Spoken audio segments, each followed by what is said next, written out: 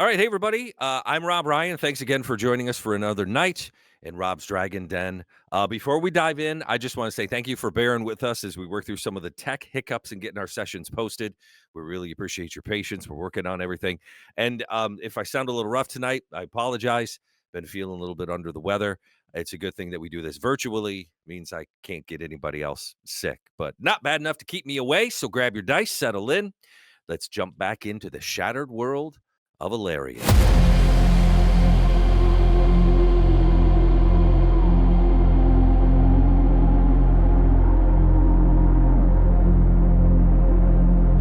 All right. Last week, we got a little deeper look at the city of Elarion.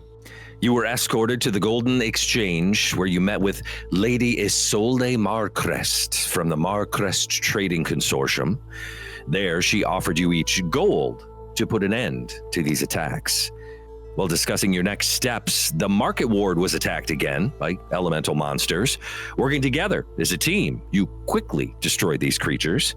You spent the next few hours helping clean and repair the damage. And while doing so, you learned that these incursions, they're likely being done by a group called the Scorched Hand, a splinter group from the Riftlands who are angry over what they are calling being mistreated. You follow Jasper to the Forge Quarter. That's where you met Corin Blackstone. He works there in the smelting yards. Had a discussion with him. You heard rumors that the Scorched Hand has been seen in the Moonlit Bazaar. So you attend to the bazaar that night.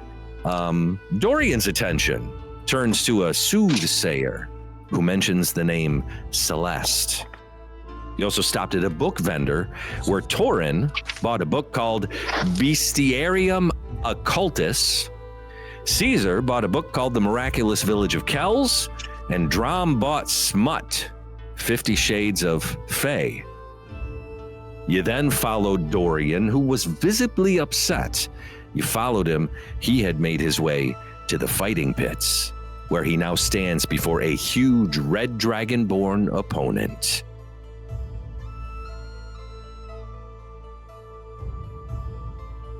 Want to make sure Quinn's here? I'm here. My computer's just not working. Okay, as long as you're good.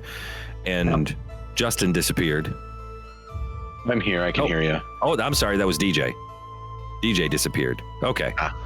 All good. Yeah, I'm here. The announcer's voice echoes through this packed arena, his words whipping the crowd into a frenzy. But just as the fight was supposed to begin, something unexpected happens. A young human boy kind of dashes into the ring. He runs in, whispers something into the announcer's ear. His eyebrows lift in surprise before a grin spreads across his face. Again, casting thaumaturgy, booming voice. Ladies, gentlemen. It seems we have a special treat for you tonight. Not one, but two warriors in the arena. The crowd goes crazy as a pair of burly attendants drag someone out from the entrance there to the arena. It's Drom. The attendants escort him to a spot beside Dorian. Another steps forward holding a length of chain, and before you even know it, without any hesitation, he clamps one end of the chain around Drom's ankle, the other end around Dorian's ankle. Then the gate across the arena groans open again. Out strides a half-orc monster of a warrior, standing at least a head taller than most other orcs. His skin is a deep, battle-worn gray. Arms thick as tree trunks covered in jagged scars, his tusks gleaming beneath the torchlight. His crimson war paint kind of smeared across his face, looks like dripping blood.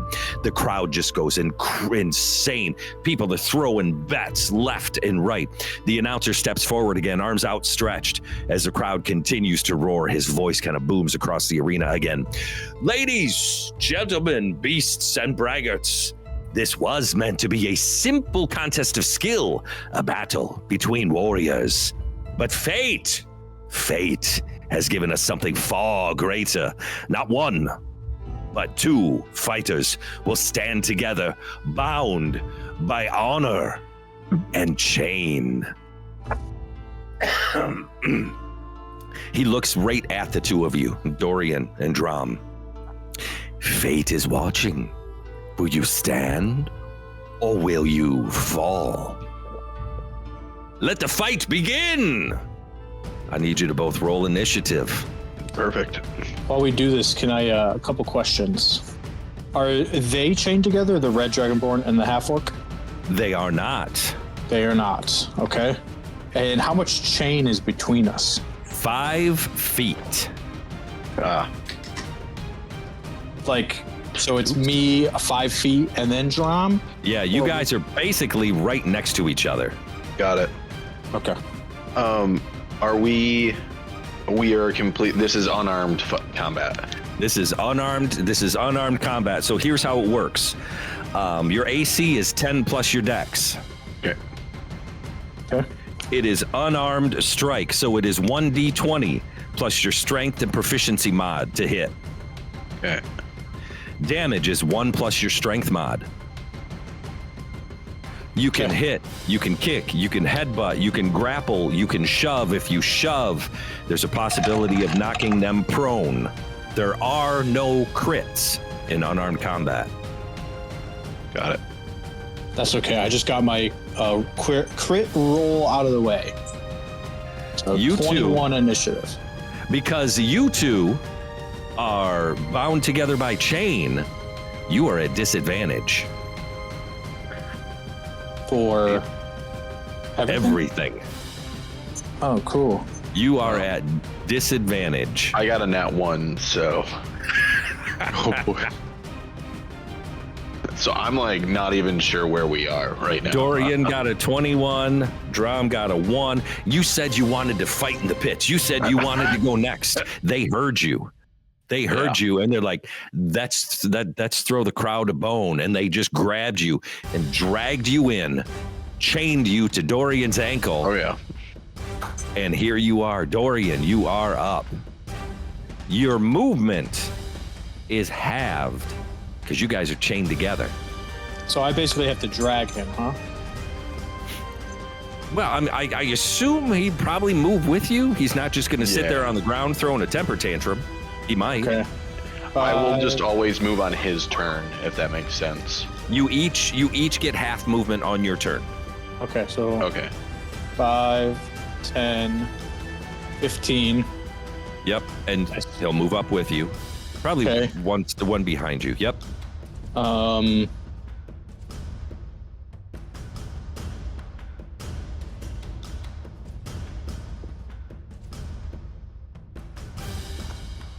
gonna risk it.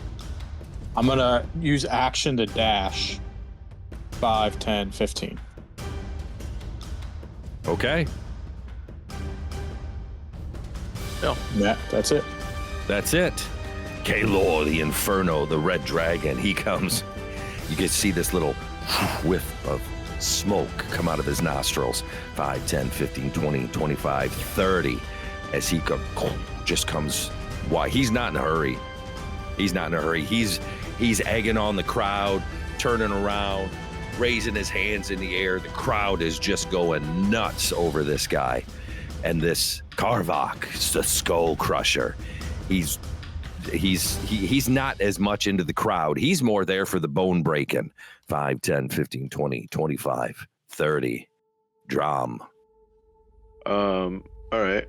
I will go 5, 10, 15. I can bonus action for distance. So I'm going to try to get us up here-ish. Leaving 5 feet on the table still. Dorian, you can move to wherever adjacent to him. Preferably close. Cool. And then I'm going to unarmed strike. So I pull back my arm and I just fully go for a deck. Like I'm looking to hit this snout on this guy. Maybe plug it in some way. 1d20 plus your strength and proficiency. Are we at disadvantage for this, you said? You are at Yes, you are at disadvantage. So roll twice. Yep, you're at disadvantage. 'Cause you guys are chained together. Mm-hmm. You're stumbling around. Cool. You said proficiency and strength added to that. And strength. How does a 15 sound? 15 on Kalor hits. Perfect. And then you said it's my strength bonus plus... One plus 1. Okay, so I hit him for 4. 4 damage. You go, pow! Nice pop right in the nose. Little trickle of blood. He huffs it off. Dorian, you're up. I don't know if I like this. It leaves me very... Oh, I can't move that far. So I'm stuck there. You're stuck there. Okay. Unarmed strike. All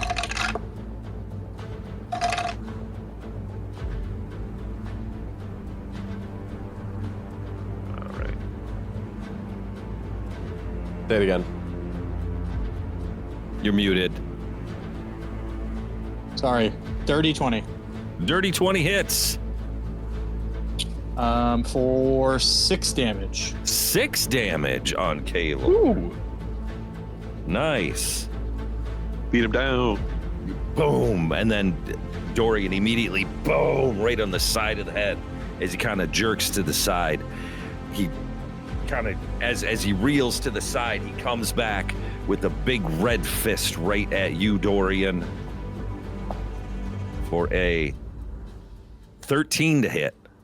13 will hit. 13 will hit for 4 damage.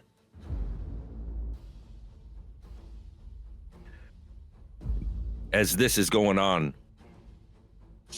Garvok, he comes lumbering 5 diagonal, 10 diagonal. As you kind of reel back from that punch that you just took in the face, he goes for one right in kind of the back in the kidney at advantage for a 24 to hit. Damn. 4 damage. 4 damage, okay. As you take one in the face and then boom, right from behind, kind of one in that back kidney area from Garvok. Drom, you're up.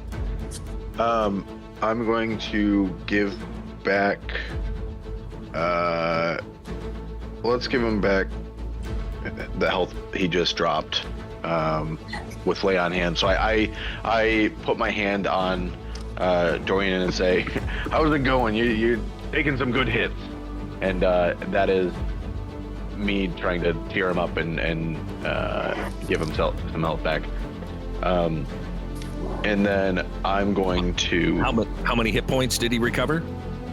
7, 8. 8 lay on hands. Nice. Yep.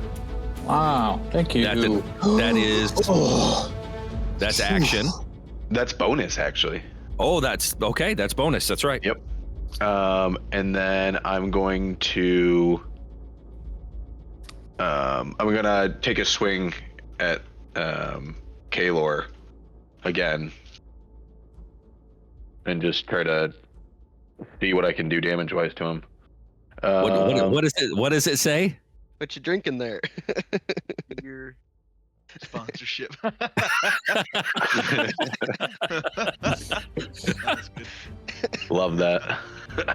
Taking any applications. Yeah. DMs are So- open. I pull my arm back and I just take a big swing at him for a 13. 13 does hit Kalor. Perfect. He 13. takes 4. 4 damage. Nice. So and again, this is bam, bam, oh, and then another pop right on Kalor. He's bleeding out of both nostrils now. Dorian, you're up.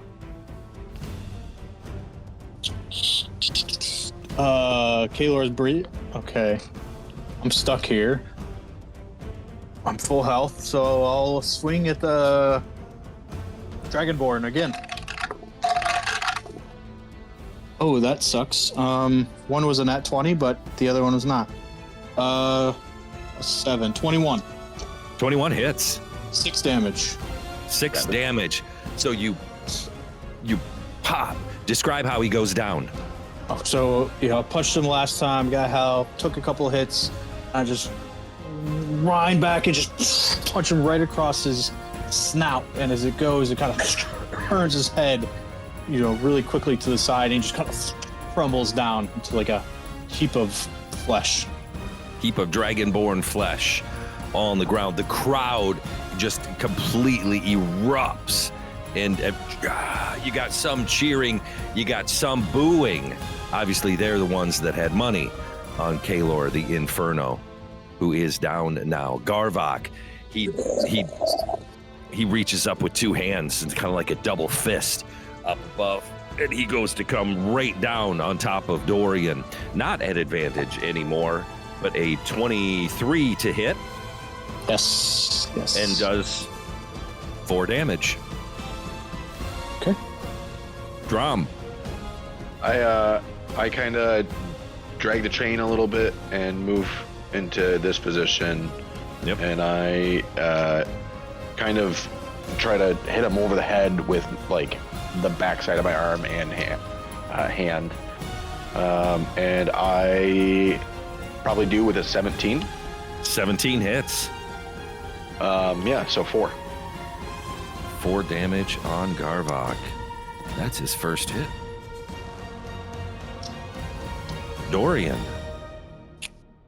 Okay. Yeah. As I knocked out the one, I'll turn around, kind of following the chain. As the chain gets pulled, to turn my back, now facing Garvok as he punches me in the face, and I'll return the favor. Oh God. For a 9 to hit.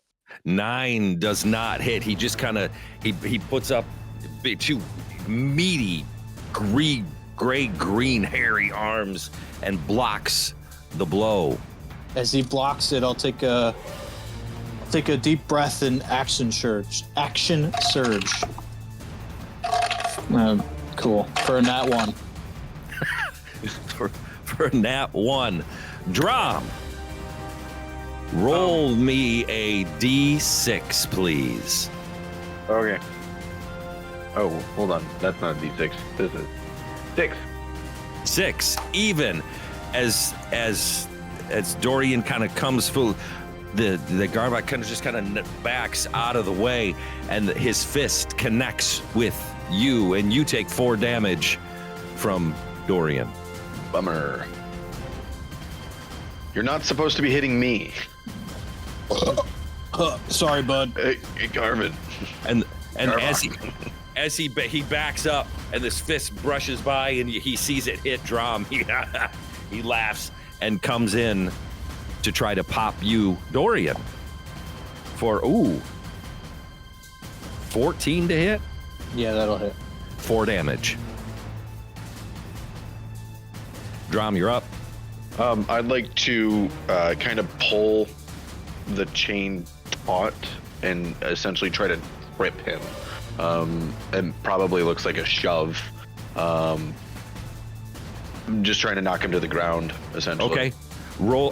He needs to roll a strength save against your.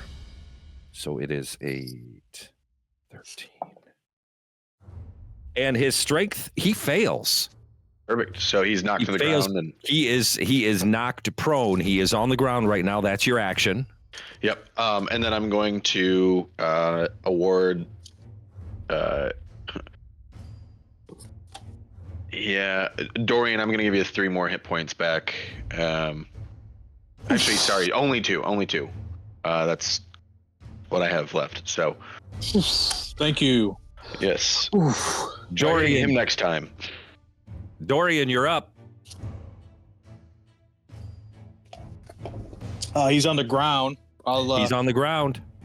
Just gonna try to pummel him down as he's laying down. Does disadvantage get somehow canceled? I'll give you straight roll on this one. Okay. Because, yep. Oh God. That didn't help. 9. 9. He moves his head. You boom, bury your fist into the hard packed ground. As a bonus action, really quick, I will take a deep breath as I come up, doing a second wind. For 3 hit points. I'm rolling like garbage. And on the he does a leg sweep as he's there laying on the ground. Drum, I need you to roll a dex save, please. Dex save. Yep. Disadvantage. Yeah, because you're chained. Looks like a 14. 14 just passes as you see the leg sweep and you kind of do a little hop over top of it. And that is his turn. You are up, Drum. I think Wait, with Oh, Did he stand up? he also stands up. Yes, Oh, he okay. does a little leg sweep, stands up. Drum, you're up.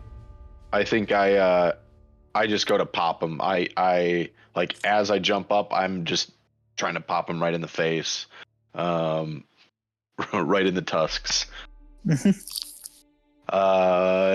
will hit. I 19 19 hits. or 4. 4 more. Dorian. I'm just gonna go for a body blow. Just punch him in the kidneys. Oh god, that's another nat 1. Some fighter you are. Yeah, I'm gonna get some new dice. Drum, roll a d6. Oh no. 2. 2. Again, he kind of jerks his body out of the way and boom, you take a blow right into the gut for 4 damage. You're the only one who's done damage to me this. Get out of the way! You're in the way. Garvok, again laughing, he follows that fist with his own and try to take a gut punch at you, Drum, for a 21 to hit for 4 damage. Okay, well, we got to finish this guy quickly. Drum, you're up. Yeah, I think I kind of like shake it off a little bit, and I'm going to try to restrain him and give him just a bear hug, basically, and like guide him towards. Okay. That's for you go for a grapple. Yep. For a 24, he passes. Oh yeah, he does. You go to grapple him, and he's actually bigger than you are, and he just kind of shakes it off. All right, and that would be my Dorian. Okay, as Drum tries to hug him, as he goes in to hug him and comes back, I'm just gonna try to punch him in the gut. Oh god, cool. 11. 11 does not hit. As he bops out of the way, so he leans back a little bit and he comes back with a big fist again, right at your face for a 16 to hit, 4 damage. Who is that for at? who? For I'm sorry, at Dorian. 4 damage. Okay. Drum. I just kind of drop low and uppercut him. Going for it. So, a 13, I think. Yeah, 13. 13 does hit, 4 damage. Yep. Dorian. Same thing. He takes an uppercut. 12? 12 hits. Oh yes. 6 damage. About time. 6 damage. He just took an uppercut from Drum. So you come in with another blow. How do you finish him? I'm just gonna again just come in and I'm trying to aim for the chest and I'll just like connect with his chest as you can hear the ribs just as it just collapses chest in on him. He kind of falls, he staggers back a little bit, goes down on a knee on the ground and then falls over to his side. The crowd just erupts like crazy. You got part of the crowd going nuts, cheering, hollering, screaming.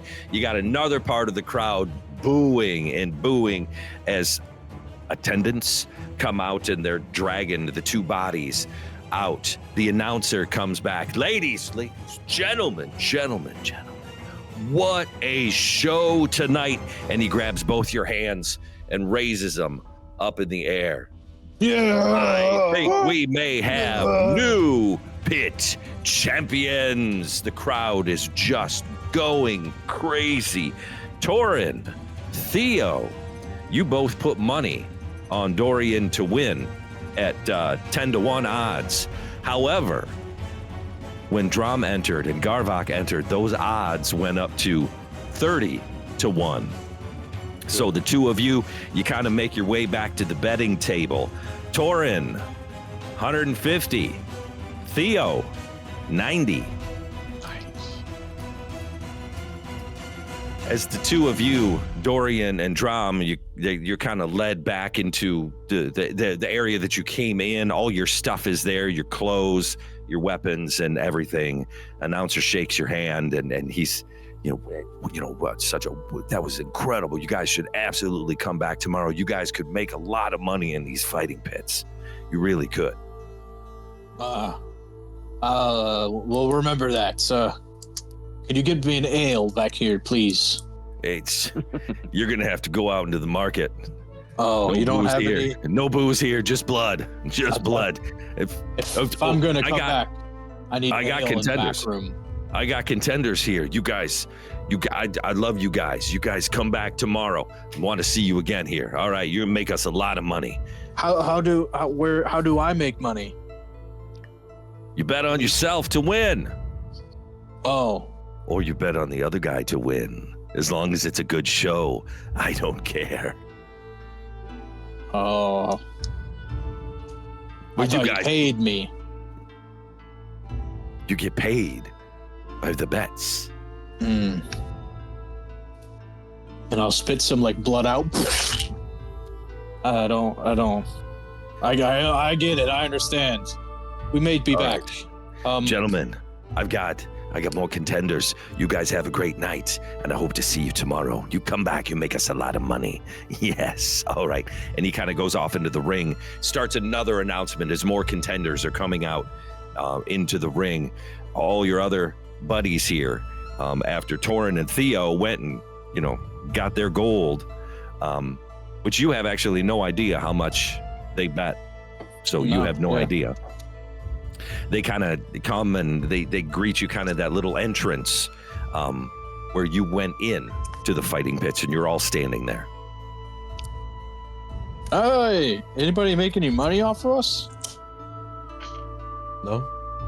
Not as What much a as we great should. show. You guys played great. That was awesome. I'm up. If this guy could hit anybody but me, that'd be awesome. Yeah. Oh, I think to remember that both of them fell after I hit them.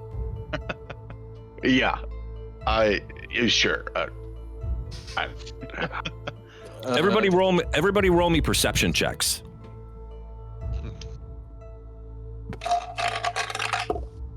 Oh, now I roll good. 7. 14. 16. Who got a 16? I did. I have it. Jasper. 21. Dorian, 21. These are 19. 19. Lionel?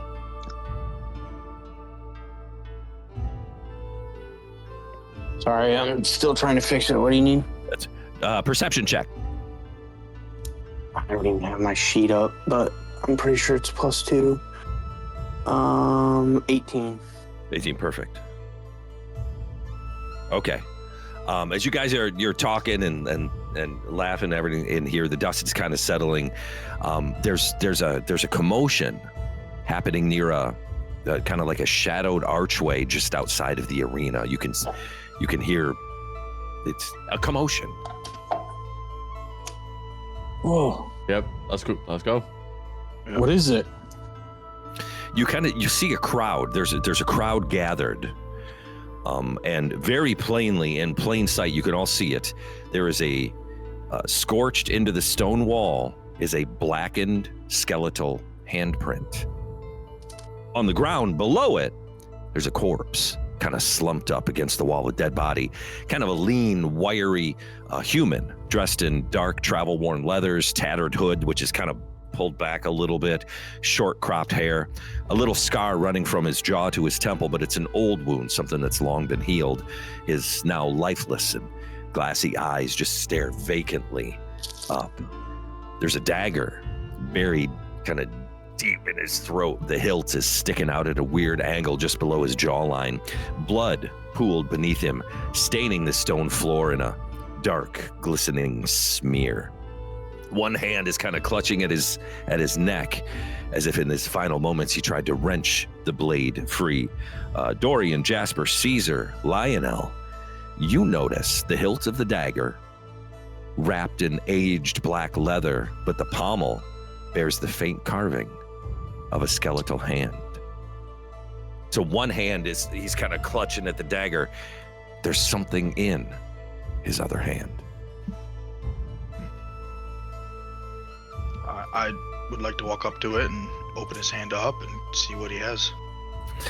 It is a it's a like a scrap of parchment all crumpled up and smeared with blood. Is there any writing on it? What? You have to uncrumple it. Well, okay, so I'll uncrumple it. and it looks like looks like it was just written very hastily, just scribbled.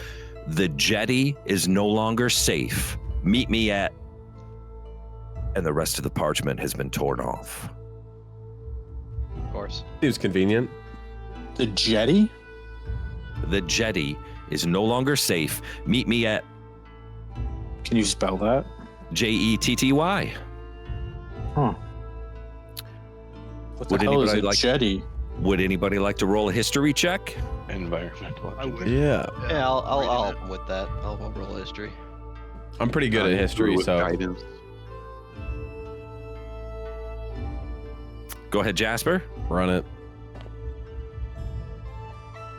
23.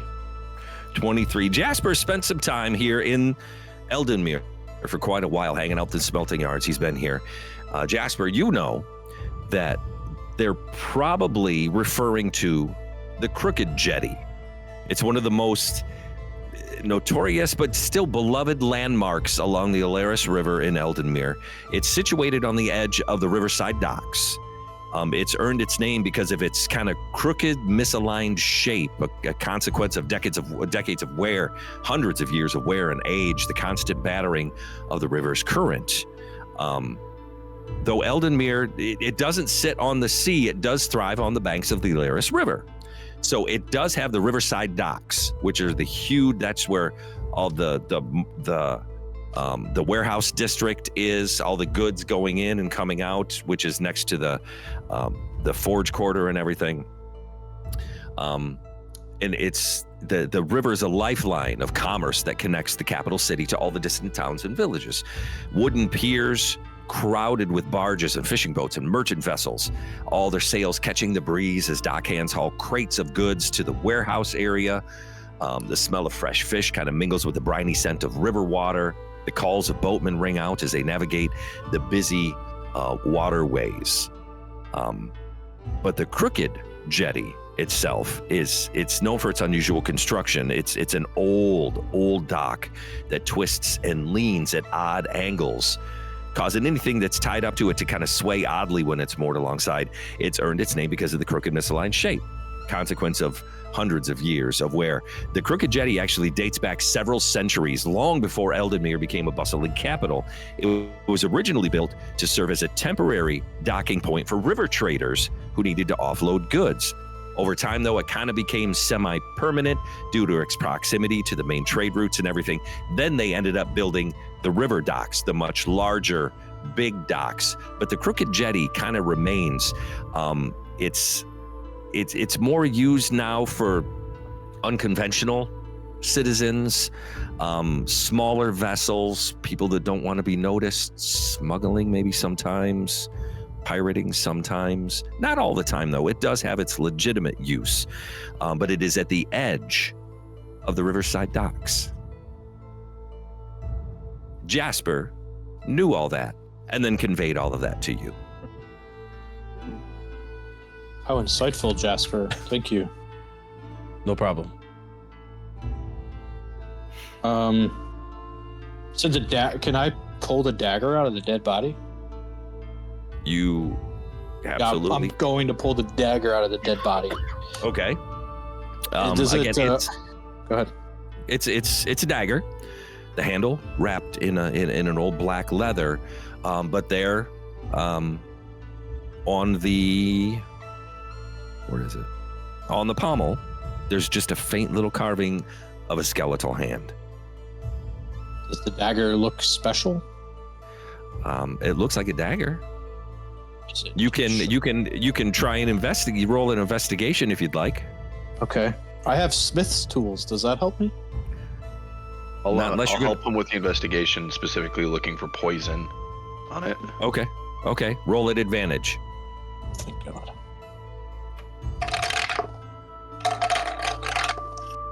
Okay, 14. 14. You kind of run your fingers along it. Really, the only liquid you feel is blood. You do a little one of these. You don't taste anything, any poisons or anything unusual. Just the metallic tang of blood. I do, however, fall over dead. Sorry. It's a dagger. While they're looking into that, I want to turn to the crowd around and just kind of out to everyone. Did anybody see this? I mean, what happened? Does anybody know what happened here? It's when the fights were over, we came out and there he was. It's just laying there, the poor fella. Just it's heartbreaking. Does anybody know who this man is? I've not seen him. Has anybody? Everybody's kind of like shaking their head. Does anybody, I'm talking just to the 7 of us, does anybody have use for a dagger? Well, let me see it for a little. Oh, okay. I was going to put it back, so here, you can have it. Thank you. I'm gonna start ritual casting Identify. What are you looking for? Magic. Okay. Ritual takes 10 minutes. Yeah. Okay. I just want to make sure I didn't want to cast detect magic. I want to detect. Detect. You're just gonna cast it. No. Well, ritual cast detect magic instead of identify. Ritual cast. Okay, so Jasper's kind of examining this dagger here for the next little chunk of time. During the fight, was there anything that we saw? I mean, patrolling, walking around, looking. Was there anything that stood out to us in particular? The Elden Guard, they kind of patrol the Moonlit Bazaar. They're a little more lax than they are during the day, knowing what goes on in the Moonlit Bazaar. They know of the fighting pits, but it's just the chaos, especially when they brought out Drum and they brought out the other opponent. It was just, the whole fighting pit was just chaos. So if something like this would have happened, I mean, it's very hard for anybody to really have noticed if anything like this. I mean, the crowd was just thick. Can I take a look at the crowd? Does anybody have a cup or a vessel which would hold drinking liquid? Sure, there's people walking around with road beers. Sir, where did you get that? This. What I get? What? Your ale. This? Yes. He just kind of points over to an area in the bazaar, kind of on the edge where there's a little tavern over there. I don't want to leave the crew. Can you bring me back one? You get your own ale. And he just kind of turns and staggers away with his friends. Oh, 9 hells. Does anybody recognize the symbol that's on the wall and also on the dagger? I might not be the smartest man, but I assume it's the Scorched Hand. Easy.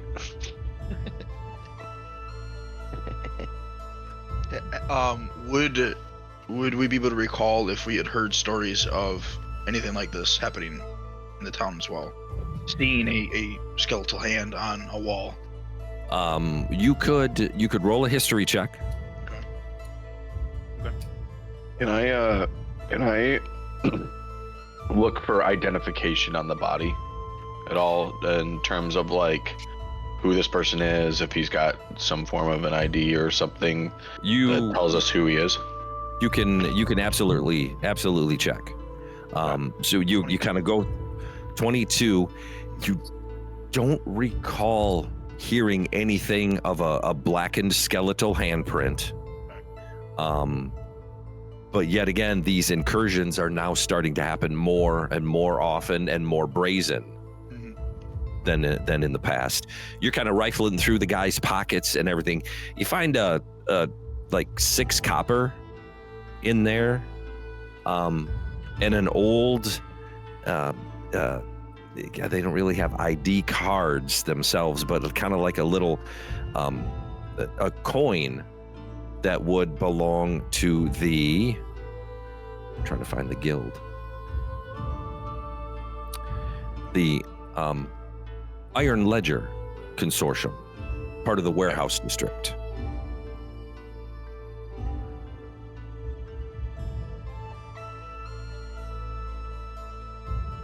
It's a steel key crossed with a ledger quill overlaid on a wooden crate. Okay. Cool. I leave the copper pieces with him. I'm not trying to, pickpocket him or loot him. I just wanted to identify him, and I don't want to seem dishonest to the crowd, so.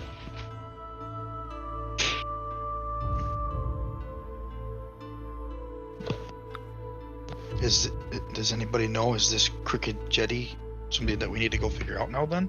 I mean, could this be more of the Scorched Hand? Got in hard to ask. Yeah.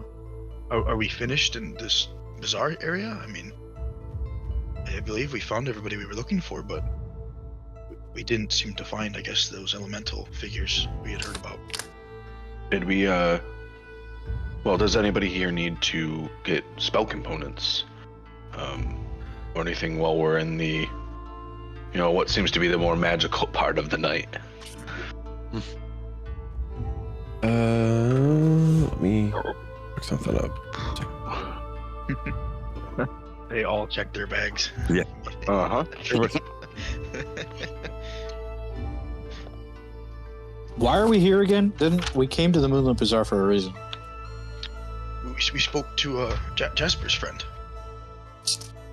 Corin. Oh, Corin Blackstone. He who makes stuff for Jasper, and he told us to come here to find the Scorched Hand, right? Yep, to learn more about them.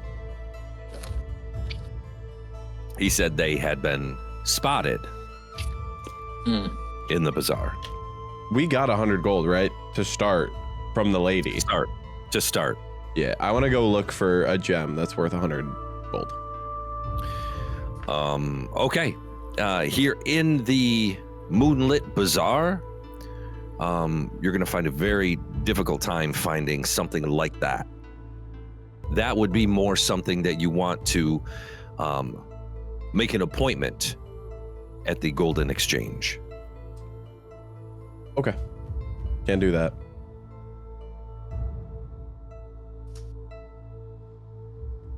Did we get a roadie before we go anywhere? I'm a little parched. I could go, but no beer for me. Or just wants milk. This man knows what he's about. Has it been 10 minutes? Yeah, you could say it's been about 10 minutes.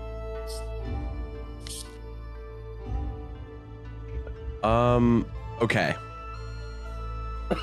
Deafen everybody but you and I. Boy. He's gonna steal it. It's not magic. I'm just putting it in my bag.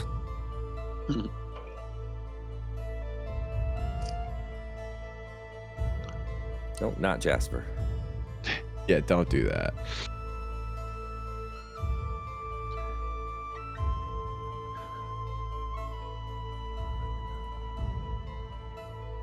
Is that everybody? Nope. Got it. But we're fighting Nope. each other right now. Because I was doing it too. Okay. So so the deafening is because I can see all magic within 30 feet of me. Okay. And it's also a check for them. So I am paying attention to every single person and seeing if anybody gives off any magical aura. All right. So it's a, what is it? 20, 30 foot radius? All creatures, sense magic effects in 30 feet. 30 feet radius. Okay. So the dagger itself is nothing. None of your new friends have any magic except for Caesar. Caesar lights up a little bit. What's cool? He's got a little something in his bag. What's cool? It would be, I know, schools are always so hard.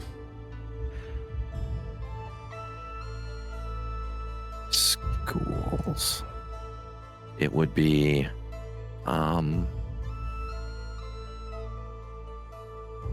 probably just enchantment. Okay. And in the bag, in his bag? And yeah, he's got a little something in his pouch. Enchantment. All right. Have the other token ready too. It might be today. Oh, okay. Maybe. We'll see. Well, there might be a battle coming up, so. Yep. That's Okay. the fun part. All right. Okay.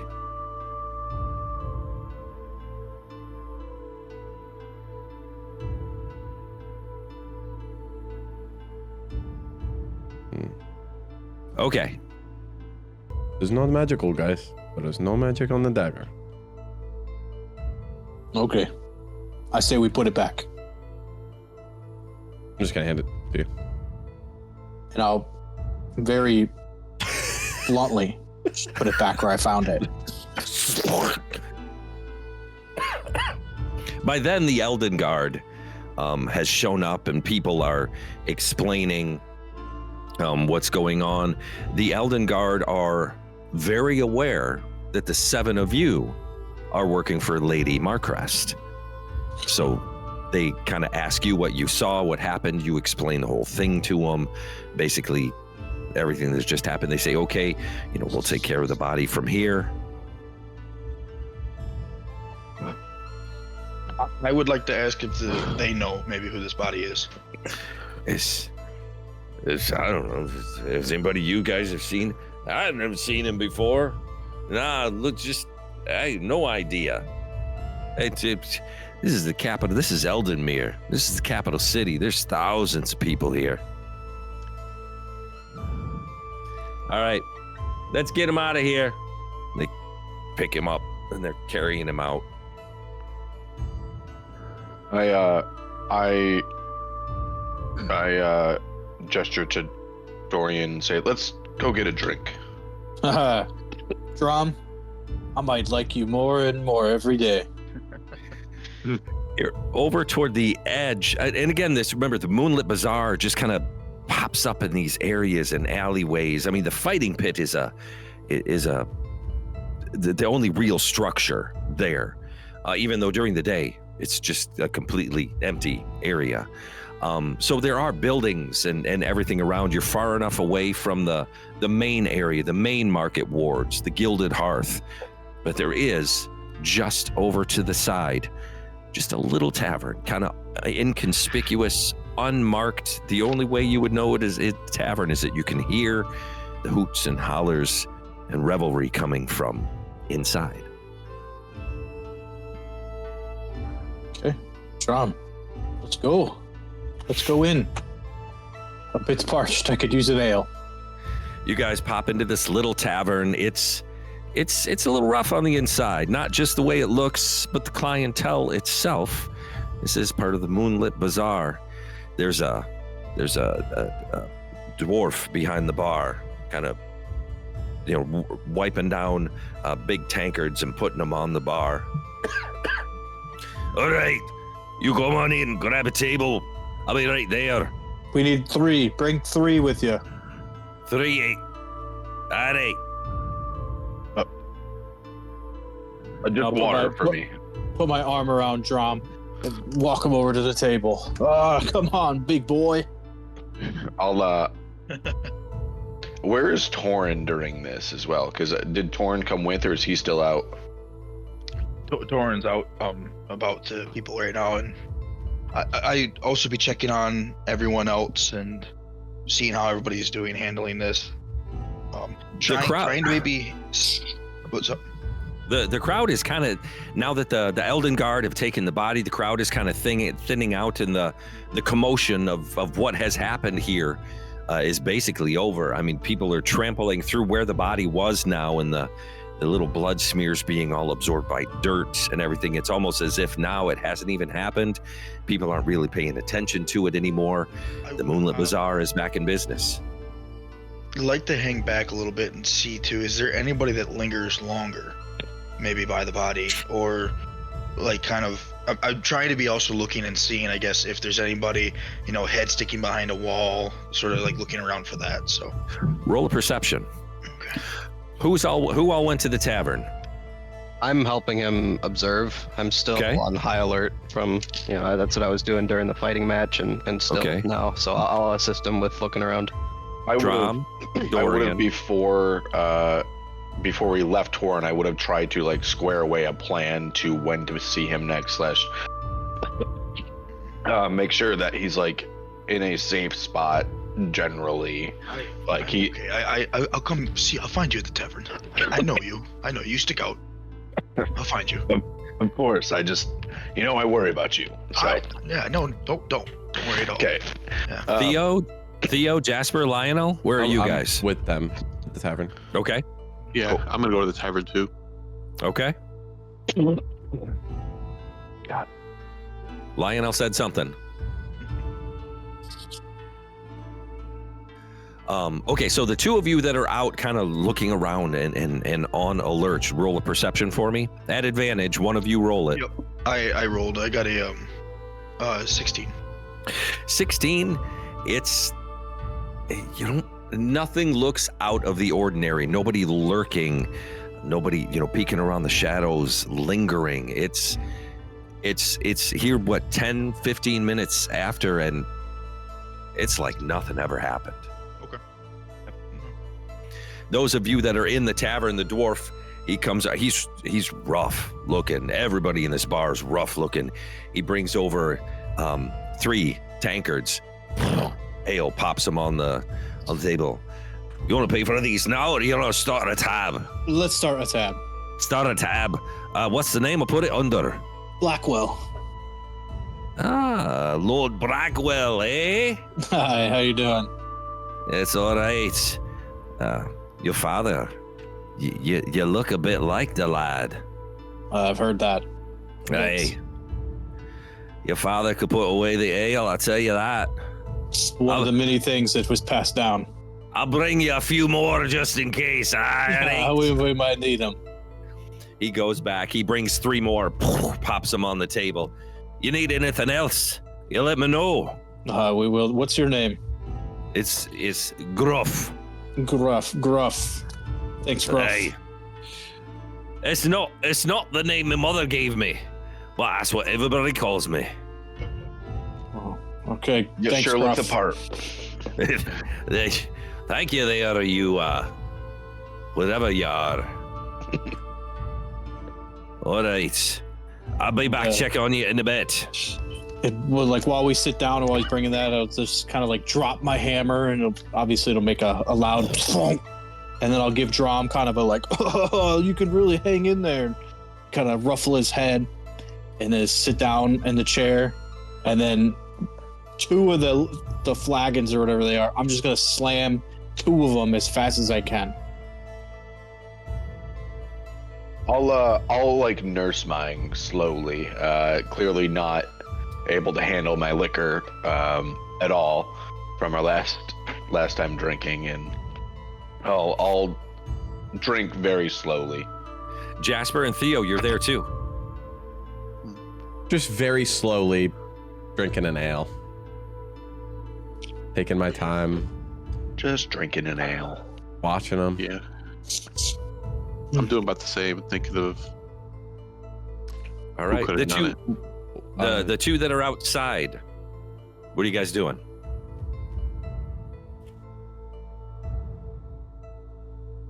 I think after a while, seeing nothing really going on, I'd look over and, well, I mean, what do you think? I'm not seeing anybody. I don't see anything out of the ordinary now. Didn't see anything. I guess there's not much to do other than wait for the next one, unfortunately. Yeah.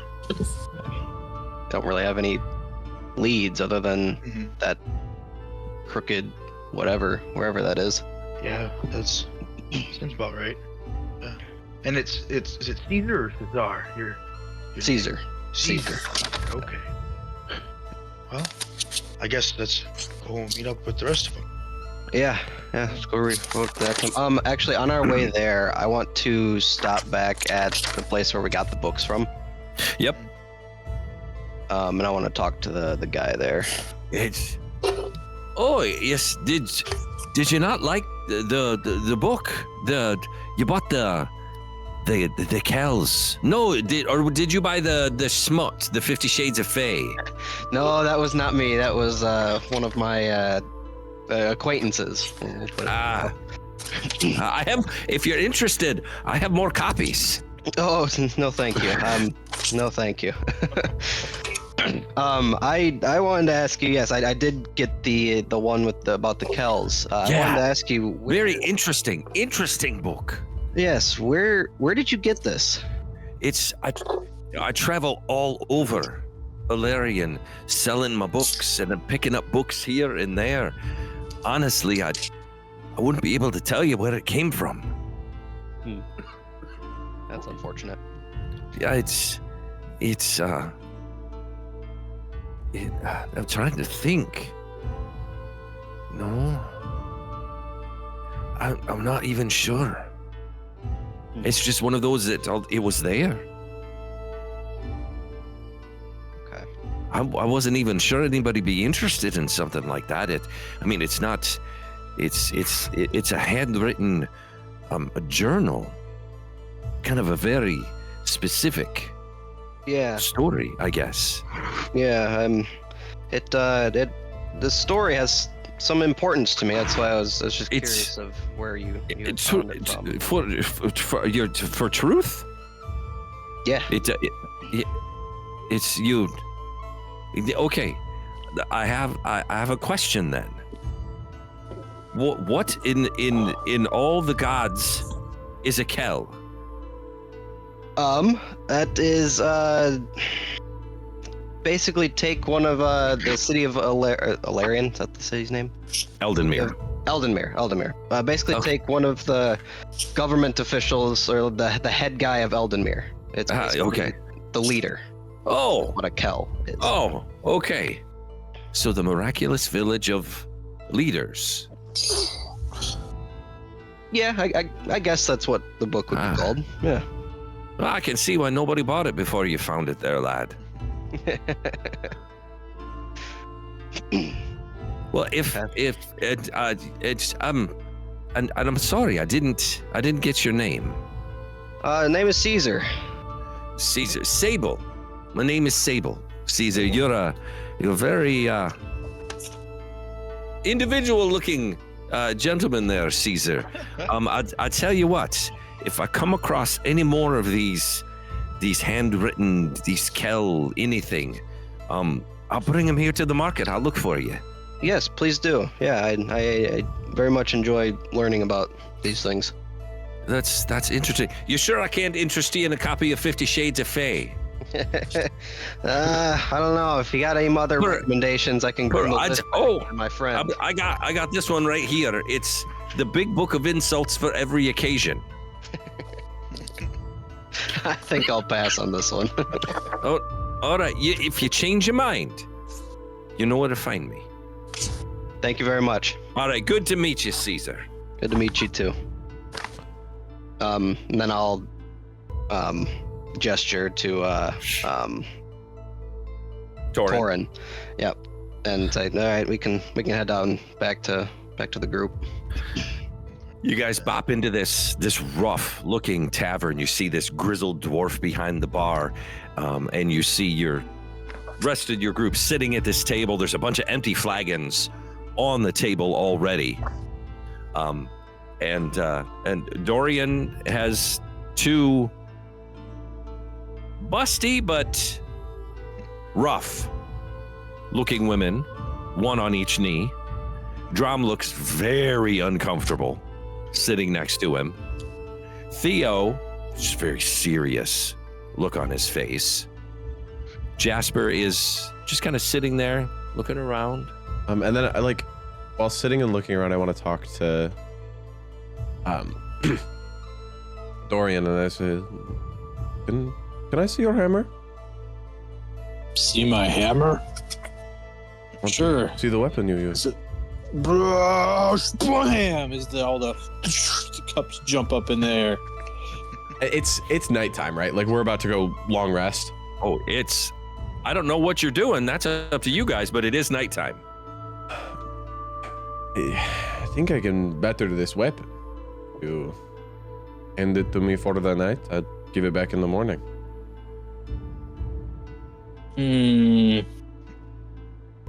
I don't know you very well, but what the hell? Why not? Sure. Little sign of trust. But I slammed it on the table. It's just sitting there. Yeah, I'm gonna take it, and then Okay. you're gonna my little bag behind me. You're just gonna see me start to pull out just these fucking gross ass metal scraps, and just start tinker's tools, smithing tools, just pulling out everything. Kind of they'll pop out from my inner forearm when I need them, and just grab them out, and just start working away at the handle. As you're doing that, there's another dwarf comes in, rough. Again, another grizzled dwarf. You're in a rough area of town, and he kind of goes. He sits at a back table, but as he does that, he kind of makes a little motion to Theo. Theo, you know this dwarf. This is your connection. This is your job connection. He kind of motions you over to his table. I get up quietly and say, I need to use the bathroom. And then I get up slowly and I go and head towards that guy's table. So his name is Thorn. Thorn. You're just kind of standing there, and he's now looking at you. I got a big one for you, Twinley. And it's not the usual run-of-the-mill job either. This guy's name is his only name is Thorn, or is that just part of his name? Thorn. It's all you know. Actually, you don't even know. Theo knows. Okay, but it's not okay. Thorn. Can we benefit from could this be considered a short rest? No. I don't know how long we're spending in here. It's not your run-of-the-mill job either, Twinley. You want it or not? Depends how much it pays. What are we talking here? 5,000 alive, 1,000 dead. My God. Who are we chasing here? You want the job or not? I do. I need a new pair of boots. He sets a piece of paper on the table. He gets up and walks out of the tavern.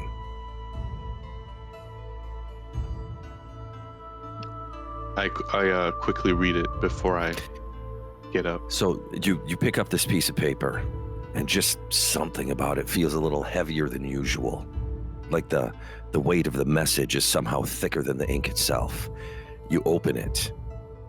The name: Sergeant Jorin Kalen.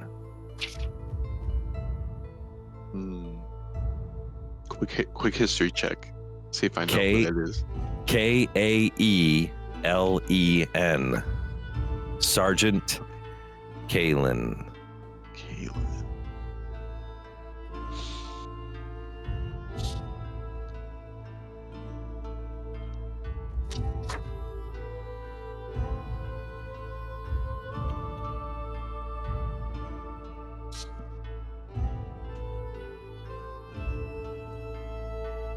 So you can see Theo just kind of grab this piece of paper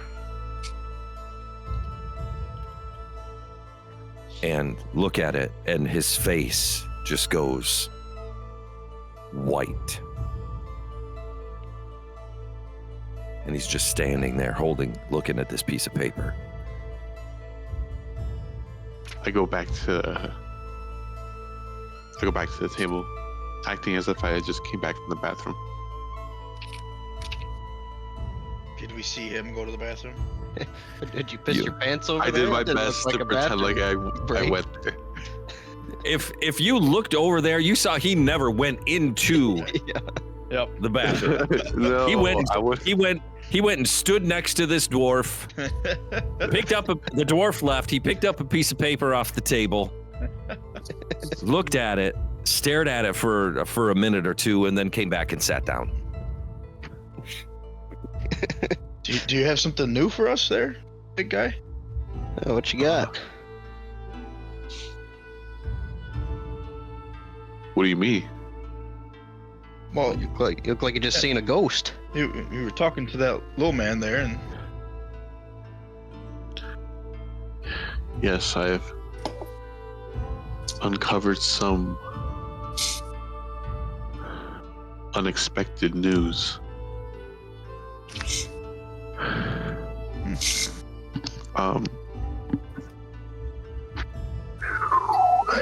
Wait, that the guy that I just met. He's your connect. He's the one that you get all your bounties from. Gotcha.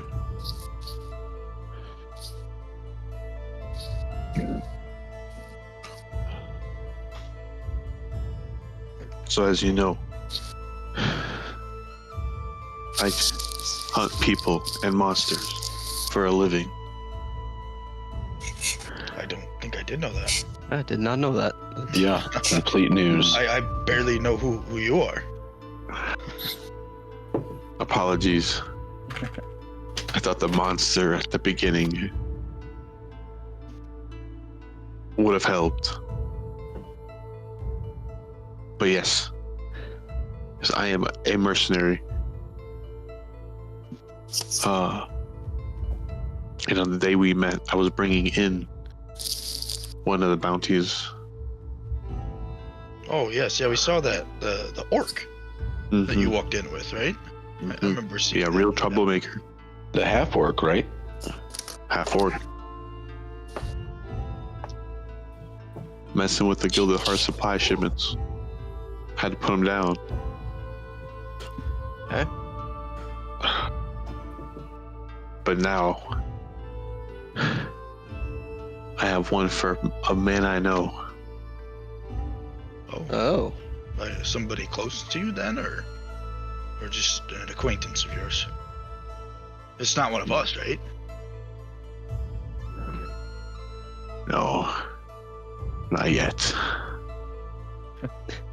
All right. That wasn't very convincing. A big gulp from Torin.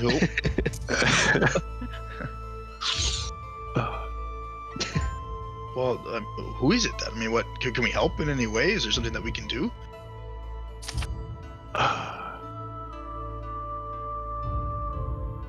Maybe this is something that we can do along the way. He's a man I once knew and I fought great battles with. He was my mentor and even a father figure. Oh. And this how's news? Is it good or bad news with him? Bad. He's the next man on my list. If you've ever heard of a man called Sergeant Kalen. Can't say that I have. Would I have known him at all for any reason? I mean, it sounds like he's got a military background. He does, but he was Elden Guard. Okay.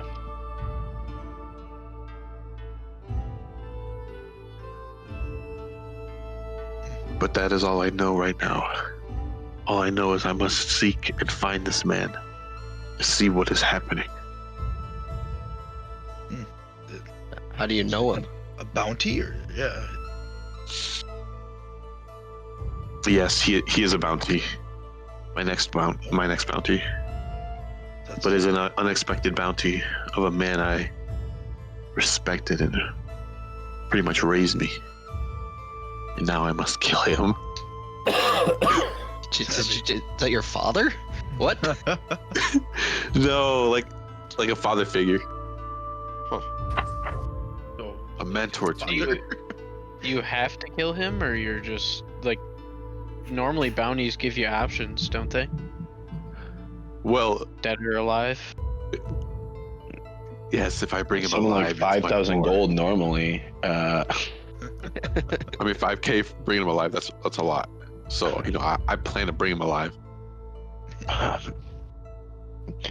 Yes, would must think find you'd him. want to. I mean, it'd be.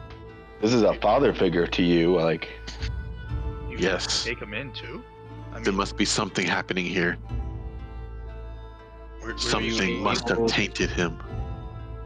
Are you able to ask questions as to why there's a bounty on him? Oh, I don't know. My contact already left. He doesn't like to make small talk. He's just like that. 110. He's quite small, yeah. Yeah, that, what was this guy's name again? Sergeant Kalen.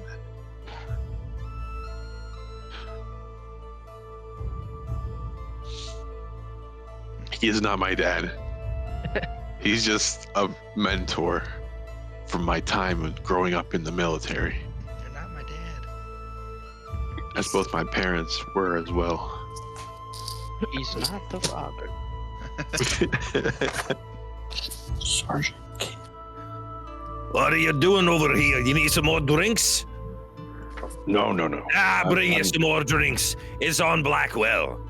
He comes this huge tray and he drops down 7 big flagons of ale. Please, friends, drink. Yeah, sure. I'm gonna, like, as he sets it down, I'm gonna push mine towards Dorian, and I'm gonna like pick up the hammer and I'm just gonna break the handle over my knee. Ooh.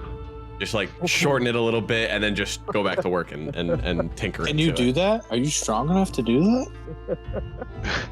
I mean, I feel like I'm metal, and I feel like. He's doing something. He's doing something. He can do that. Okay. Hey, I have tools What too. the I have like hell? smithing tools and shit. I have the all in due time. Just trust. due time better be quick. Tomorrow, quick. Well, I hope I don't run into problems tonight. If you do, and I'll give him one of my spears,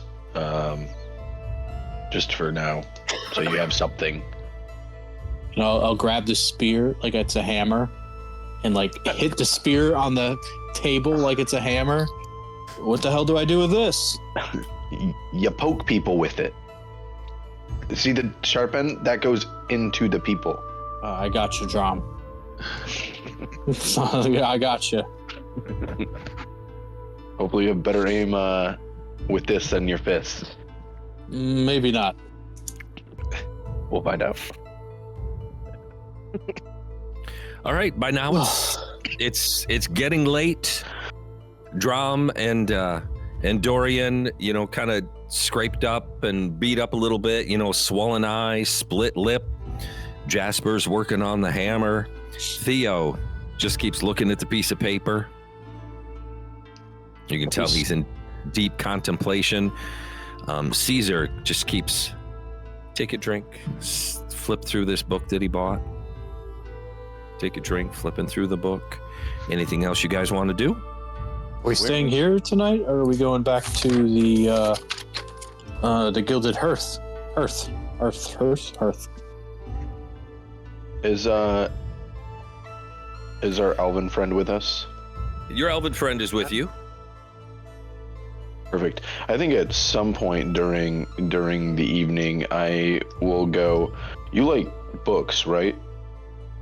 And I'll just like buddy up to him. I know you're a new friend of mine, but you're a big book guy, right? Yes, I do like to read. Well, I got you a little gift as a If that is your smut, dear little beast, put that back in your bag. but I got it for you. You think we elves delve in those atrocities that you read? I No. I'll try again, I guess. and I'll put it back in my bag and just kind of be like, man, I thought that was a good gift. I read for knowledge. There's a lot of good knowledge in it. Hey, There's Drum, pictures. one of these lovely ladies might like that copy of the book. And I'll go, well, it was for the elf originally, but they can have it. Would you like to read it to them tonight? No, I'm good. Oh, they might. You can though. No, they're telling me that they would like to hear it from the lovely green man. I like go flush. And I go, no. They can have it. And I'm just gonna like shove it towards them. And yeah, I'm gonna like try to get out of that situation. My apologies, ladies. Not so secretly. You have the wrong parts for this gentleman. I apologize for that.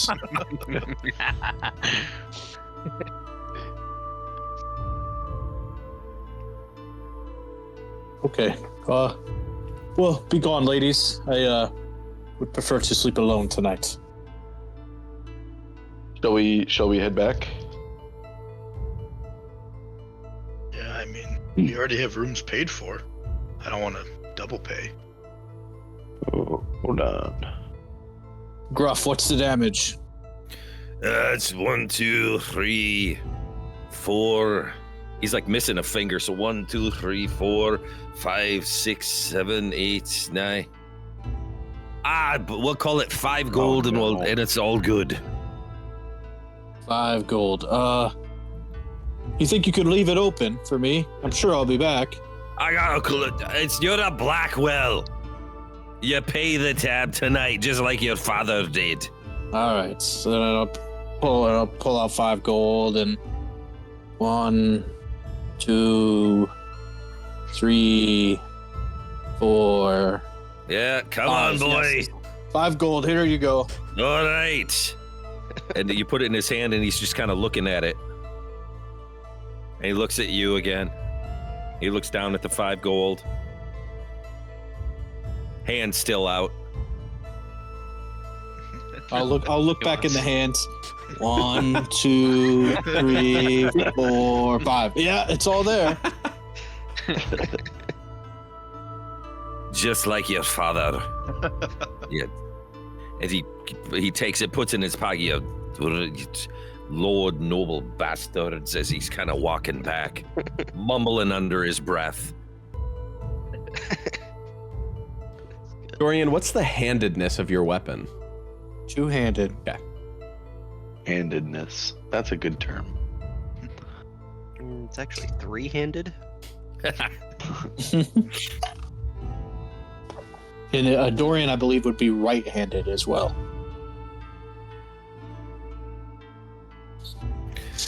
All right. Lopsided hammer. You guys kind of slowly make your way back through what's left of the through the moonlit bazaar, which is again still booming, kind of an all-night type of thing. You make your way back to the back entrance of the Gilded Hearth, since the Gilded Hearth itself is now closed for the night. Everybody has rooms upstairs. But before we all enter and go up, like as we're walking back, I'd like to just the group. Do we all plan on meeting again and going for this crooked jetty in the morning? Is that Well, we all have a job to complete from that lady. I didn't know the Marcrest lady. So correct? Yes, yeah. I think that's our only clue. Yeah.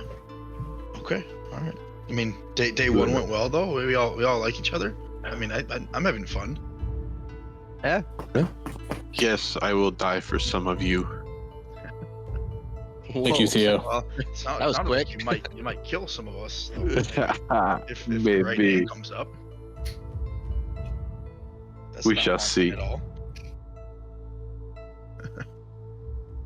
I kind of distance myself from Theo, like take a step away.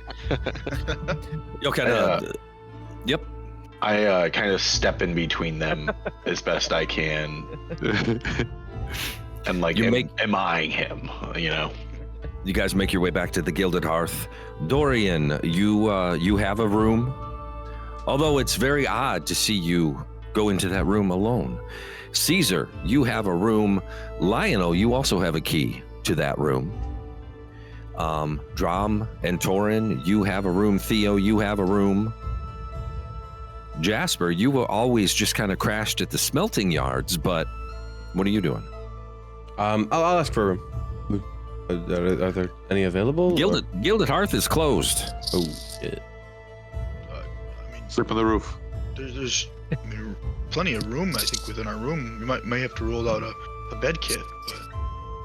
But There's no worry. I don't need I don't need the bed. well, you're more than welcome to come on up if you'd like. I appreciate it. Would you mind going over the stabbing just a little, and then we can head to bed? the stabbing. Stabbing. Wait, wasn't there a knife in the guy? Yeah. Okay. Just want to, yeah. You want to talk more through it? I guess. Let's go to the room. Yeah, absolutely. We walk up the stairs, and I'll be the first one to go into the room, checking kind of for any threats, kind of closing windows and whatnot, just being like doing bodyguard duties, right? Making sure the area is safe and that there's no one in the room. And before putting down a bed mat for our new friend, while you two talk. Yeah, when we get up there, I want to pull, again, out of my forearm, you're just going to kind of see it pop open. And there's going to be like a little chisel that pops out. And I'm just going to carve just a tiny little hole in the wall. And out of my backpack, I'm going to pull a ball bearing, and I'm going to shove it into the hole. And I'm going to speak into it. And then a 5x5 on the wall image is going to display of the stabbing and what we saw, I guess, from my perspective. Oh, okay. Got just like a projection then? Yeah. Sort of thing? Yeah, it's just on the wall. Yeah. And I want to look to see if there's anything else that maybe we missed Roll a perception. Or or investigation. Do we all help with that? And you can each roll, or one of you can roll at advantage. Let's each roll. I can also give guidance with that You're stack. Not there. You're in your own room. Damn. 24. So, really quick, 24. before we continue, they went into their rooms. Did everybody go into their rooms? I would like to watch everybody go into the rooms and then be the last one into my room. Okay. Okay. Right. You don't notice anything different Nothing else pops out at you. You saw the scorched hand on the wall, the hand on the blade, the crumpled piece of paper, the blood. Nothing about the guy, like nothing stood out. No, it's the only thing that stands out to you is nobody knew who he was. Mm-hmm. You did find the Merchants Guild coin in his pocket. Yep. But that you do find it odd that nobody really recognized the guy. Nobody knew who he was. Was his face obscured at all, or was it? I mean, it was.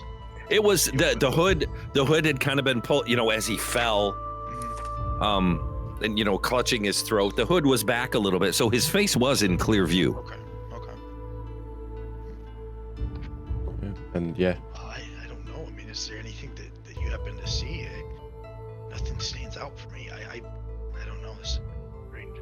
No, I just have a bad feeling. I don't like it. I saw you spend some time with the dagger there. Did you figure anything out with that? Nothing. No magic. Good. It's late now, I guess, but I was gonna say maybe your friend might have been able to help with the craftsmanship of it. I don't know if the Harvey on it maybe. We could go back. Maybe he would know somebody. Go back on the way tomorrow and ask him. I can do this again, so I could pull up what it looked like. Okay, yeah, I mean that might be worth it. Maybe he has an idea of who the forger was, perhaps. Yeah, I like that.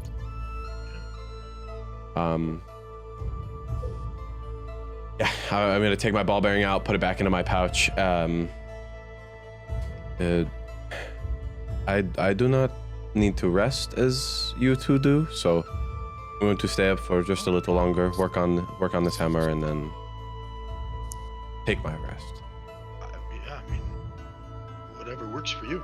So Everybody kind of tucked into their rooms for the night? Yep. Yeah. You can... Lionel end up joining me in the room? Yes, I believe so. Yep. Okay. I guess right as you would have walked in, I would hope that I would be in there first, knowing where the room is. Right as you walk in, you see me about to light up. Almost looks like a cigarette, not really, just kind of some herbs in there. I'm about to light that up, but then when you walk in, hey, I'm Caesar. Are you rooming with me tonight? Yes. And I'll go up for a handshake. My name is Lionel. I was quite rude to you before. I apologize. Don't worry about it. I've met many a people, and first impressions aren't the best for most. It's hard for us elf folk to trust. Yeah. Oh, I get it. Oh yeah. Make yourself at home. You can have that area over there, and I'll take over here. Oh. Yeah, it's nice to not be alone for a night. And I'll put away my things. As you guys are kind of tucking your stuff away, getting your stuff ready for the night. Everybody's tucking in for the night. You hear the voice of Drum reading aloud, but reading to himself from his book. The air shimmered with an unnatural glow, a heady mix of the moonlight mischief curling through the trees. Isles had always been warned about the Fae, creatures of beauty and deceit, their promise wrapped in silk, but sharp as daggers. And I could go on. I'm not going to, but you see where this goes. Bang, bang, bang. Drum, shut the hell up. Sorry, I have to read aloud. Honestly, I'm surprised you can read. Me Shut too. the hell up. You hear Torn through the wall. This is his daily reading lesson. Just give him some time.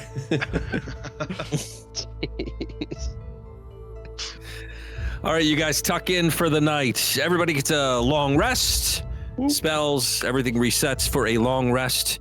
You guys kind of wake up to the smell of breakfast cooking from downstairs. Dorian, what's your weapon?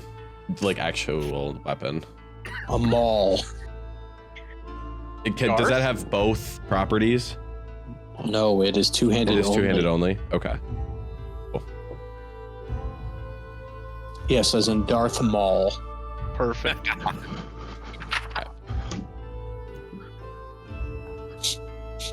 I want to. Breakfast. I mean, I only need 6 hours, right? So I'm out the door. At just a light knock on Dorian's door. Yes. Have your weapon. Oh, yes, yes. Spring up, open the door quick. What is it? And you'll see when I broke the bottom part of the handle off, I kind of replaced it with a bunch of like my own parts that I had. So it looks more like my walking stick that I carry around, that kind of like mangled metal bottom. And you're gonna see up towards the top, everything just looks more reinforced. Every spike is sharper. And I'll choose one of two because I don't know DM wise. Would he be able to throw it? He could heave it. It'd be a two-handed throw. Yeah. Okay. I'll give it give it the property, and I'll say like throw it not too hard. Throw it? Throw it, and then put your hand out. Okay, I'll throw it to the other side of the room. And Put it'll my hand out. Yeah, it'll flip and just return straight to his hand. Whoa. It's like a raven. So, +1 to your weapon, and you can throw it, and it'll return 30 feet. 30 feet. Okay. Does +1 is attack and damage, or just attack? Both. I can throw it 30 feet now? Yep. Ah, okay. Or that's when it'll return to you. You can throw it farther. And then you can recall it when you're 30 feet from it. Gotcha. Does recall, is that a action, a bonus action? Neither. You make your attack and it goes. Doop. Cool. That's pretty sweet. Everybody kind of. Anybody else want to do anything before you guys head down? Yeah. As we're waking up, Drum, how are you feeling about all this now? I mean, we're only a couple days out. This is my first time out myself, but you seem to be holding your own, I think, pretty well. I mostly just worry about you. I've been on the front lines for many years, and I know how it can be, and I know how to hold my own. Yes, but I worry with your age and your experience. There are things you don't know. Come on now. You'd be surprised. I think this is a good. I feel good. I think this crew's a good bunch of guys. I mean, I don't know. I'm looking for. And you can just see like me glowing. I'm ready for the next day. Yesterday I was groggy getting up, but today I kind of woke up with an urgency and I'm ready to go on and out. So. How are you doing? Did meeting with what was their name? The Archmage? Oh yeah. Did that help anymore? Are you headed on the right path? Are we getting what we needed to here? I think so. Yeah. I mean, she told me to follow my heart, and I think that's what I'm doing here. I'm just trying to help people where I can, and being with this group now, I think this will do good for our people. Plus, maybe we can create a better bond with the Riftlands as well. That might be a bonus for us. That'd be huge, but I think keeping you away from your parents for too long is. We'll see. I'd like to get you back to them at some point. Yeah. I mean, hopefully we come back with some good stuff for them. Yeah. I agree. But Well, come on, I'm ready. yeah. Let's go. Um, I gotta grab all my things. How about? I've been this entire time just standing in my armor, but with no pants on. This is like full Winnie the Pooh. Yeah, and I let him go to put that on. Everybody gets their pants on. You guys head down to breakfast here at the Gilded Hearth, where your buddy there, Lorden. I see everybody made it back tonight, or back from the night. How we doing this morning? Is it breakfast time, or you guys have to head off? I could stay for a meal. All right. On the Blackwell tab then. Always. Always. All right. You guys have a seat. We'll be right there. I guess so. And that the same Illyria, that same human woman that you've seen there working, she's scurrying all over the place, serving breakfast. She comes out with ale, and she comes out with coffee, and she comes out with water. She comes out with a little bowl of. You assume it's goat milk? Who knows? She puts it in front of Drum and gives you a little wink. There's hearth-baked bread and spiced butter, roasted chestnuts and smoked almonds, seared trout. There's a meat and vegetable pie out, and a heavy portion of slow-roasted venison, garlic potatoes, and root vegetables. They're not really big on breakfast. It's just whatever they have. They drop this out on the table in front of you. And she's, all right, boys, you enjoy. Let me know if you need anything. Take one of those cups of water and splash it on my face. Oh, rough night last night. I'll pick up the bowl of goat's milk and I'll take like a deep pull from it, and I'll go, "Why so rough?" Just couldn't sleep. I only got my hammer back this in the morning, so it's hard to sleep without my hammer. You so that means you can give my spear back, right? Yeah, I gotta find it. I might have left it somewhere. I can go up and grab it when we're done. Okay. And yeah, I'll make sure I get that spear. It's probably upstairs. Yeah, I did not bring it. Did my reading keep you up? I will say I heard all of your reading. I was awake for all of it. Yes. If you want, you can come into the room next time if you. Whatever you and Torin do with your reading is between you two. I want He's no just part of that. teaching me. He's just teaching me how to read. I didn't hear any of the words come out of Torin's mouth. They were looking at the wall or so. I don't know. I was reading. Okay. Okay. But yes. Let's get on with it today. Yep.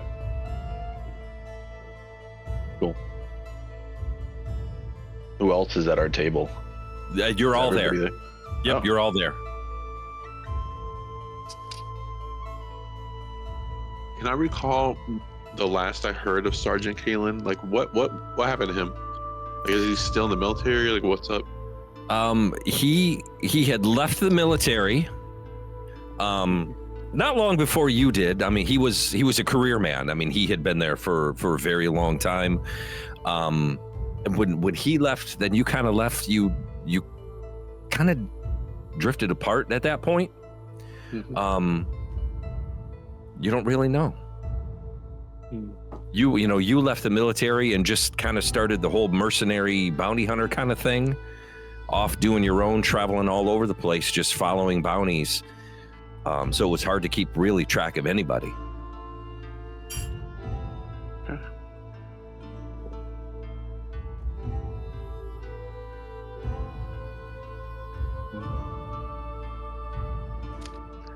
Is there anyone I would know of that I could talk to find his whereabouts?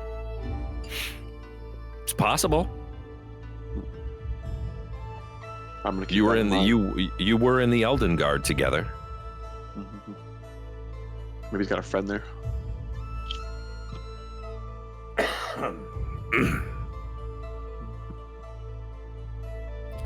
Enjoying a nice breakfast here at the Gilded Hearth. I'll lean over to Caesar and I'll say, I hope my glow did not keep you up at night. I guess, can I roll a perception to see if I saw anything? He kind of gives off a faint little glow. Was he? Okay. Yep. No, it didn't keep me up. I slept good. If you don't mind me asking, what's Kind of like a little elvish glow. Okay. I guess is that just something that you just do, or what's that all about? I got this when I was back in my home village. It came from. Please hold.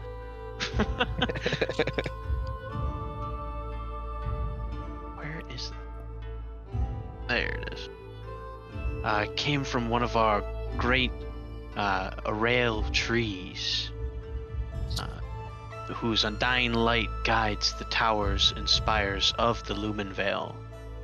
I am the only one that the tree has touched, and therefore my elven people think that I have a higher duty. Oh. Yeah, that seems pretty important. Do you have a higher duty? I do. Interesting. What does it come with, like, a certain responsibilities? Do you have to, like, do something like There are quest or something, or responsibilities. what's going on here?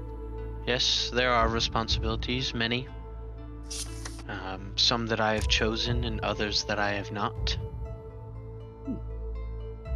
Interesting.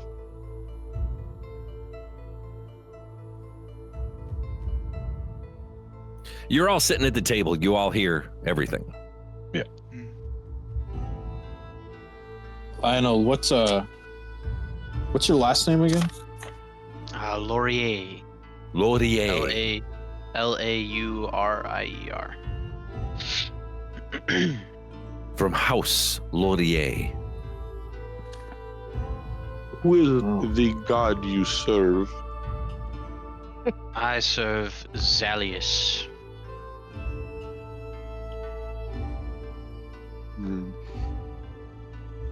Not sure if I've heard of this god. Who is this god? Zalius is the god of eternal knowledge and arcane mastery. I was drawn to him because of his teaching aligned with my personal pursuits.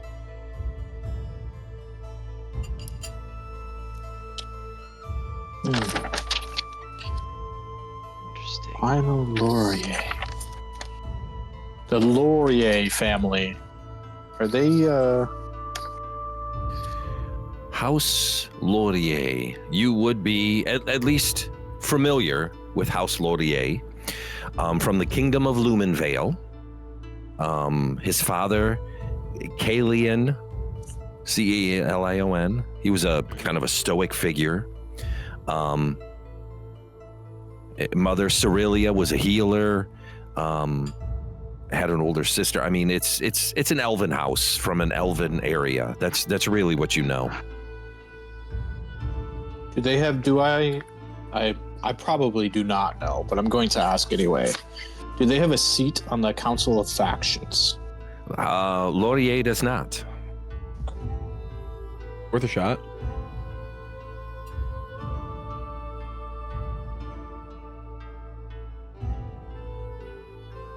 What is your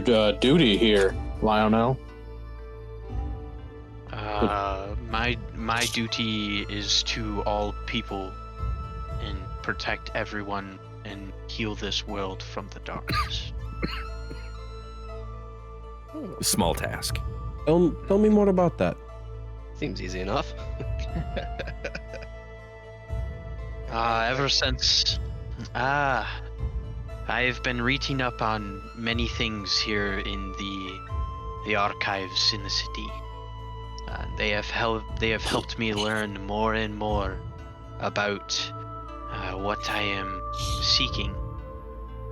But unfortunately, I was to meet somebody in the Moonlit Bazaar a couple days ago, and the item I was pursuing has been purchased by some other people that I do not know of yet. This darkness that you speak of. Tell me more. It challenges our world. It is something that I have dealt with for a very long time. I might look young to you, but I am over the age of 200. So I have been here many of years. Damn. Lived a lot of life. Yes. You don't look a day over 69. I too have been touched by the darkness. Guys, should we ask on a teddy bear where you've been touched?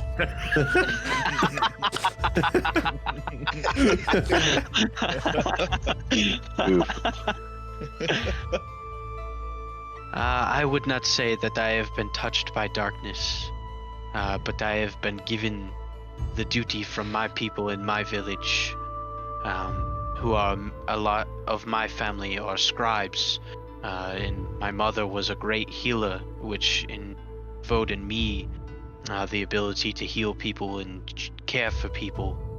And I've gone through things in my life that have put me on the path that I am currently chasing to remove all darkness from the world and proceed with only light. Then, will you help me? And I'm gonna. You're gonna see part of my right arm is gonna just pop off, and I'm gonna put this like weird jagged edge kind of directly into my chest and turn like I'm inserting a key, and my body is just gonna start to shift. Plates are gonna move up, down, left, right. My face starts to shift a little bit. Kind of out of my right leg forms a sheath. That's what they're called. My hair grows just the tiniest bit longer. My face starts to get woman-like features. And I now have, I guess, what would be the body of a woman. Everything has shifted. DM, is she cute? Yeah, pull it up.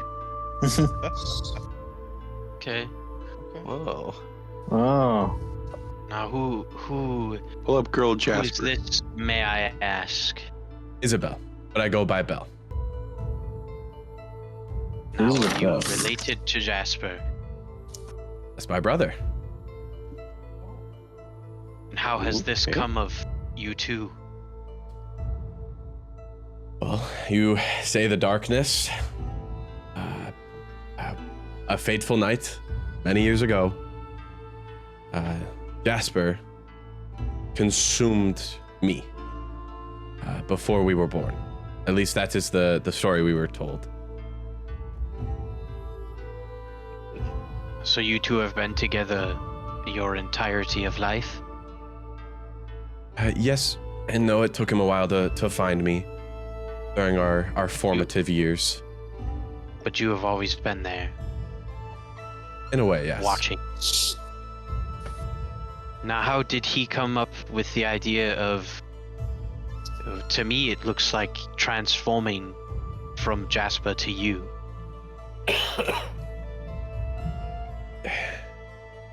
Life is a sacred thing. Wouldn't you agree? I agree. And he, as much as I disagree with him, he thinks he took that away from me. So he's been trying to better himself and those around him so he can give his life to me as he thinks I gave mine to him. So you can bring people back from the dead? No.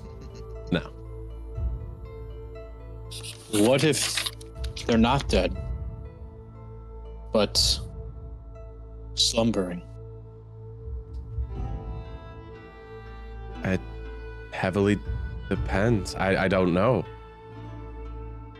Magic is magic for a reason. It's not understood for a reason. But I can try everything I possibly can. I do not understand.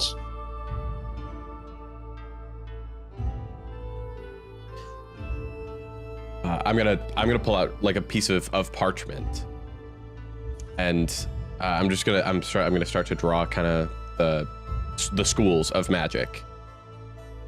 And there's 7 of them. Oh, you're making my head hurt. 8. 8. Abjuration, conjuration, divination, enchantment, evocation, illusion, necromancy, and transmutation. These schools are so much bigger than you could possibly imagine. Yes. And I'm gonna look directly at him, at Dorian. And I'm gonna wave my hand in front of my face, and as I do, I'm gonna use disguise self, and turn myself into Dorian. Kind of see me like morph with my hand, and then drop it. It is a fascinating thing. Magic is. It can give you everything, but take everything away in the next moment. But can you bring someone back from the dead? Maybe eventually, but not right now. I'm sorry.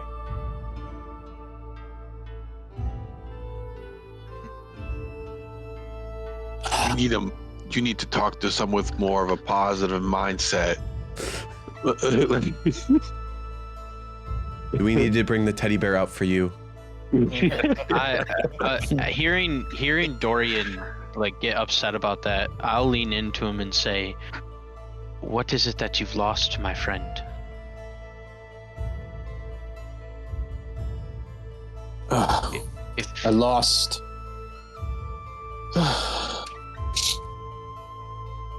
It is okay. We have A all wife, had loss. a lover. I love her.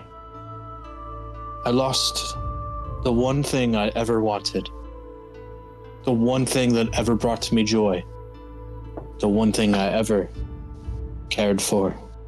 Well, a person I only ever cared for. I never loved my brothers. My mother and father have died. She was the one thing I loved. She was the one thing I wanted. Someone took her away from me. I know this is a hard conversation, but how? You said not dead, but slumbering. I don't know. Many moons ago, of a time period, I honestly cannot remember how long ago.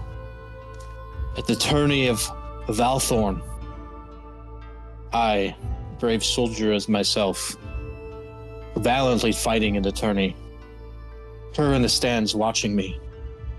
We at the time were betrothed. Me and Celeste. We were betrothed. We were to be married.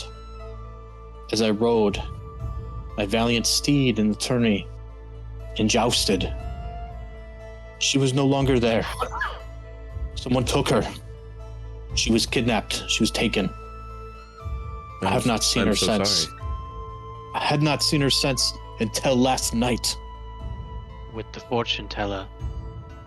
And you want to know the horrible truth? Yes. Before last night, I couldn't even remember what she looked like. Yes. How? My God. I know you Time said. will do that.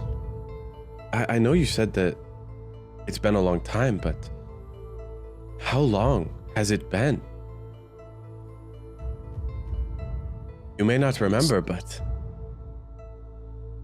It's been years. 10? Not 10. I'm not a man of that old, but Okay. it's been at least a couple of years.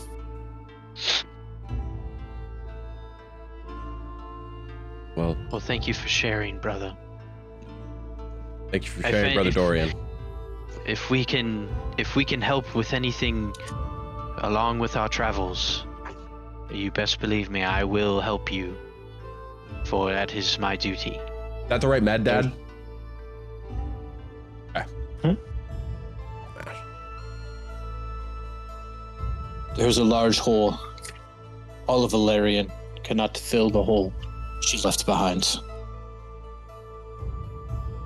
But I know she lays, and it's like, I don't really understand, but she really lays wrapped, according to the fortune teller, wrapped in silken sheets. And the rose does not wither, hidden from the sun. I don't know what that means. It could be enchantment. I want to take my ball bearing out. One of them. You are Isabel right now. Okay. Mm. Oh shit, I am Isabel right now. Fuck. Yeah. Give me just 1 second. Yeah, I guess I'll shift back. See me go back into Jasper. I mean, what? You said it takes a round, so what, 6 seconds? Yeah. Armor clinks around. Yeah. It takes. And I want to take one of my ball bearings up to, I guess. Here, like- hold on. Before you do that, when he switches, do I see like any runes or anything happening when the change is happening? You see, you know how when Iron Man had the nanomite armor, Yeah. and it just changed, Mm-hmm. and little panels open and close, and that's kind of what it looks like. He Okay, kind so of has not really any arcane or anything He- like that. no. He kind of has this purplish running through the metal. Okay, But there's no like runes that light up, nothing like that. gotcha. All right. And I want to offer it to him basically, and I say, this is between you and I. We can capture everything we need about Celeste in this, so that we never forget it. Oh man. I want you to describe her to me.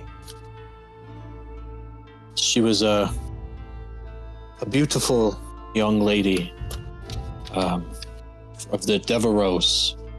Long black, or not quite black, but long dark brownish hair. Beautiful brown eyes. A smile that lights up the room. Mid-height. And could find her own on a horse, for sure. She definitely knew her way around a good ride on a horse and stand with her own and a few of the tourneys herself. But her beauty really lit up the room. And ever friendly. Always great to talk to. Very nice, kindful. She was unlike the Blackwells. And very noble and that comes from her family. Very noble and fair. I'm gonna do what I can to make like a small drawing as well as just noting down everything he's saying. And I ask him for the ball bearing. Can I have the ball bearing back? We'll take it and I'll take a little powder out of my bag and kind of wipe it across. Take like a little chisel out and just carve the tiniest hole so that I can set it in the table. And another image will pop up on the table of my drawing and all the notes. And kind of I want to show it to him, and I don't want you to ever forget again. So thank you, keep Jasper. this. And if you remember anything else, tell me. We will write it down. And I'll lean over and grab him on the shoulder. Very metally shoulder. You've been very kind. I thank you. And give him a little thank you. The face is skin. The face is still very human, although it did adjust between Jasper and Isabel, even though they were twins. They were twins, so they do look very, very similar. All right. Enough of this shit. Let's back on the road. Where are we going? I know that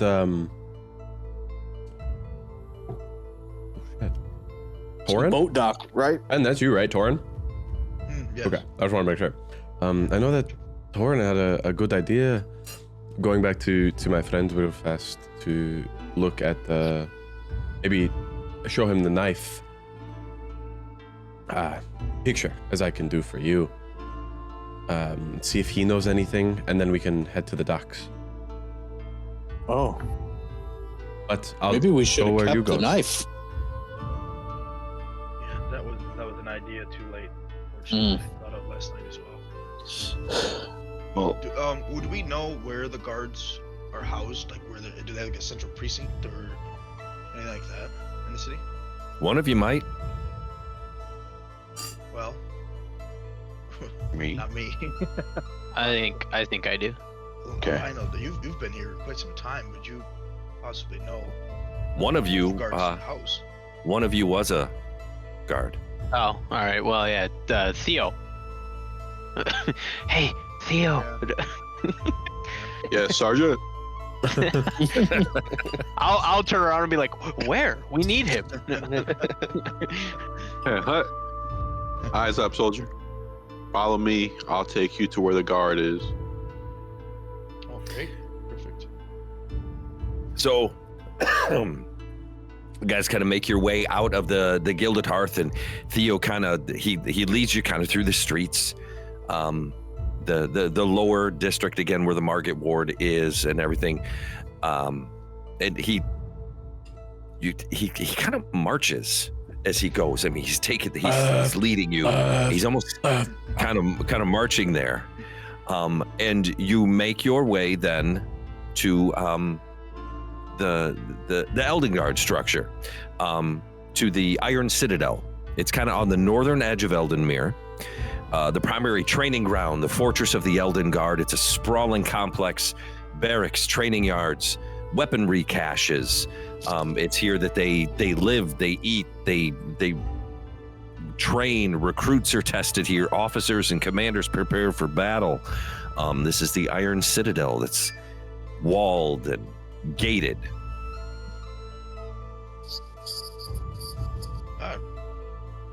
Here we go. This is it, boys. Are we fighting? Not right now. I don't think they're Dorian. I mean, Oh, I don't think there's any need for that. I like your enthusiasm, though. Let's keep that up. Let's keep the team going, okay? On the other side of the gate, there's two individuals standing there, dark steel plate armor. On the chest, it's the Golden Phoenix sigil of the Elden Guard, and white cloaks draped from their shoulders. They're just kind of standing there at attention on the other side of the gate. Oh, excuse me, there, gentlemen. Yes.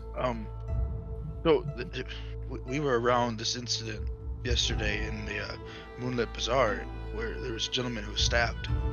Yes. And, we would like to maybe, if it was possible, to get another look at that dagger that was used on him. And No. Well, we think we can help. we think we can get some information for you guys and help and see who maybe did this. No admittance to the Iron Citadel other than the Elden Guard. Well, I'll nudge Theo in the back so he steps forward. I go up to them.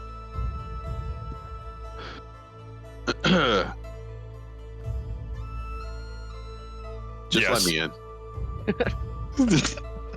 Just let me in. You know who I am. Let's speed this up. You're not. You left the Elden. You left the Elden Guard, Twinley. You abandoned You abandoned us. You're not welcome here. You know why I left. Or do you? You're not welcome here. Go. I want to pull out that ball bearing again, and again, I guess in my mind, try to remember if I saw any guards at the stabbing. They didn't show up until about 5-10 minutes afterwards. Until we left? They were hauling the body. They came, showed up. Yeah. They knew them. Yes, you saw them, but it was after. Looking at them, do they match the guards now? No. Okay. Out the armor, the cape, yes. Face, no, they are not the same individuals. Disguise self into one of the guards that I saw last night. Right there in front of them? No, away. I'm gonna walk pretty away. Go, find a bathroom of some sort to go in, and then just and walk back out. So as he leaves, then I guess I'm gonna be trying to talk to them. I mean, is there, gentlemen? I mean, we're trying to help the city. Why won't you allow us to do so? I think this could be a really big benefit. We don't even have to come in. Just no knife. I mean, give us the dagger and. I'm sorry. No admittance. No admittance to the no. Well, then that's by order of the Grand Marshal himself. Hey, what if you went and got it and then came back to us? We don't have to go in then. I'm sorry. That's not something that I can do. Hey, Drum, remind your friend about Lady Marcrest, and tell him to throw the name around. And I'll lean over to Torin and be like, "What about if we name drop Lady Marquest?" Marcrest. I mean, does that help? And I'll say it a little louder now this time. Just Lady Marcrest is ordering us to do this, though. No, you're kidding. That's you guys. That's Twinley. This is Twinley. Seriously, Marcrest. Marcrest has hired you guys to solve This is crazy. She hires the best. You're fucking kidding me. As he gives that attitude, I will come up and I will say, well, clearly you are nowhere figuring out these insurgents that are coming into your city. I am right where I need to be. She hired somebody better. I am right where I need to be. Hand on the shoulder, hand on the chest. Lionel, we're trying to get in, not trying to get kicked out right now. But this guy, he's got his head up his ass. I agree with Lionel. He motions. Another guy, there's a little guardhouse right there. Another guy comes. He whispers something to him. All right, we'll get your damn dagger. But Twinley, you're not allowed in. I'll tap him on the shoulder when we walk by, and I'll say, "That's a good boy." I'll see you around, Sebastian. Where am I in this? Yeah. You kind of walk up as one of the guards. Yeah. And you're just kind of standing there behind them. They're still having this conversation. Yeah, I want to. I guess I'd grab Theo, kind of on the back, just real tight, and say, "He has to go." On orders. Edwin, Heard the guy. Edwin, on orders. Aren't you sleeping in the barracks right now? You had night duty. Oh, I was needed. I swear I left you in there this morning and you were sleeping in the barracks. You did not. It's an int check against my DC. I'll give him guidance or anything that I can give him to make it work. You can't. Oh yeah. I was gonna say you can't help me. I can give guidance too. I'm ready. 17. He should be intimidated as well. Jesus. He should be intimidated. No. 17. Yeah, I mean he sees through it. Yeah, nice try. Not my first rodeo. At that time, guy comes up. Is this cloth wrapped thing? He kind of opens, looks at it, sticks it through the bars. I'd grab it quickly, pull it from his hand. All right. Thank you so All right. much. Now, get out of here. Yeah. We'll let's make sure it's the dagger. Yeah, I'll inspect it and make sure that It is. It's the dagger. Okay. Yep. Few so rounds, Sebastian. Yeah, I'm watching you, Twinley. Yeah, I'm watching you, Sebastian. On our walk, Traitor. Where's our next walk to, and how long is it gonna take? Where are you going? How close are we to the Actually, Iron Ledger place? From here, from where you are now, you are closer to the docks than you are, because you went up to the Elden Guard. You went up to the Iron Citadel. You are now actually closer to the docks than you are to anything else. How far is the Zenith Spire? The Zenith Spire is in the central area. You guys are way on the north end of Eldenmere right now. So it'd take me a while to get there. Yep. Dang it. Do we think there's any benefit to exploring more about who this guy was? To go to the Iron Ledger, or the Warehouse District, I should say. Warehouse District is right next to the Riverside Docks. Seems like we should at least head that direction. Because that's, I mean, they unload stuff from the docks into the Warehouse District. Logistically, makes sense. That's also where the Crooked Jetty is, correct? The Crooked Jetty, the Crooked Jetty is on the edge of the Riverside Docks. Yeah, so maybe. Yeah, let's go. I think if we could go see your friend after, Jasper, that would. I mean, still, I think this information would still be very useful to us. So. Do we still have the letter? The letter. The jetty letter. Oh, the crumpled piece of paper? Yeah. Sure. You held on to it. All right. The jetty is no longer safe. Meet me at. And then it's Conveniently torn paper. They're not even going to be at the jetty. No, he ran out of space on the paper. But they're not going to be at the jetty. But Any information is probably good information, no? somewhere that they did go, though. Maybe there's somebody there that knows this man. Well, it seems as though he was writing that to somebody else, and he never. Was he? Do we think? I was gonna say, do we think that he wrote that himself, or was it maybe written by someone given to him? This That's man what I died- thought. This man died for it, apparently. And we don't even know why he's dead. Again, I'm not the smart man. Here's my thoughts. This man stole this letter from somebody.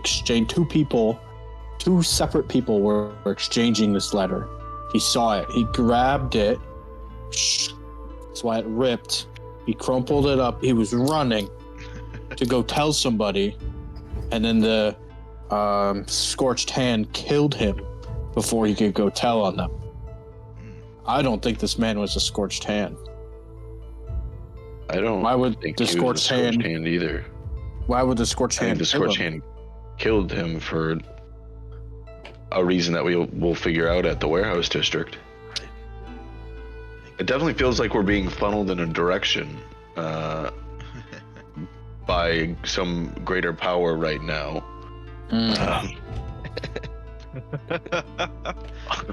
You got the Unsure jetty. of whom that might be. You've heard of the jetty. You've heard of the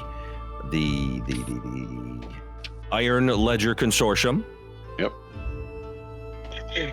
And then you got the dagger that you wanted to possibly go talk to Corin at the smelting yards. But he also had a coin. Yep. Yeah, that's the That's Iron the Ledger. Ledger Consortium. Iron Ledger Consortium. All right. We And that's can, different than Lady Marcrest's trading consortium? The Iron Ledger Consortium is the backbone of Elarion's warehouse districts. They oversee the storage, security, movement of goods in and out of the city's trade hubs, logistics, Good place for inventory, corruption. security services, customs inspections, conflict mediation, labor oversight. They're the warehouse people. Good place for corruption. All right. I feel as though we should go that way and maybe go investigate a little bit and see if we can find out who this man was and Yeah. why did he die. He didn't seem to be in any threat, but he was enough to be dead. Jasper, is there any way we'd be able to recall an image of this man again for these warehouse people? It may aid in our ability to figure out who he was. Yeah, I can do that. Thank you. Then You said he had an Elden Guard, like he was part of the Elden Guard? No? No. Okay. no. I think we head that way. Okay, you guys make your way to that general area. You got the Riverside Docks, you got the warehouse district that are connected right to each other. And then right adjacent to that is also the Forge Quarter. It's kind of all in that same little area of the city. Do I see any Scorched Hand symbols and then also the Crescent Moon symbols anywhere on the way there?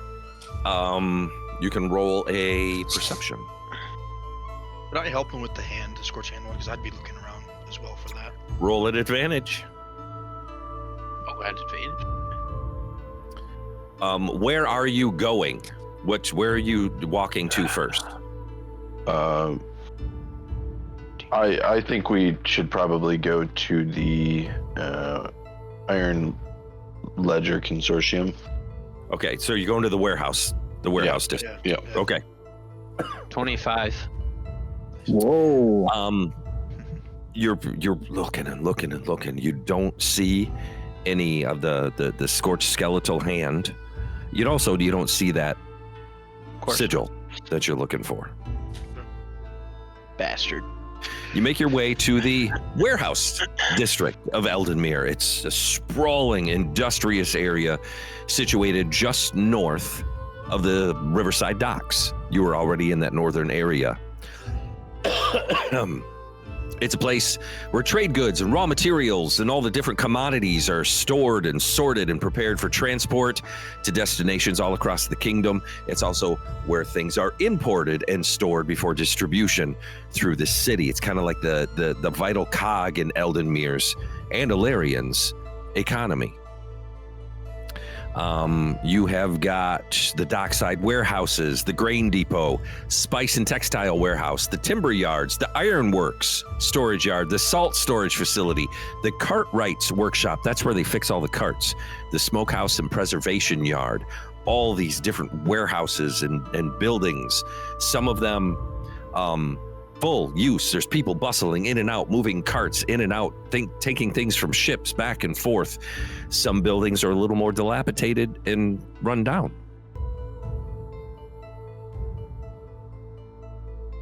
Do we want to split up into groups or do we want to all go together?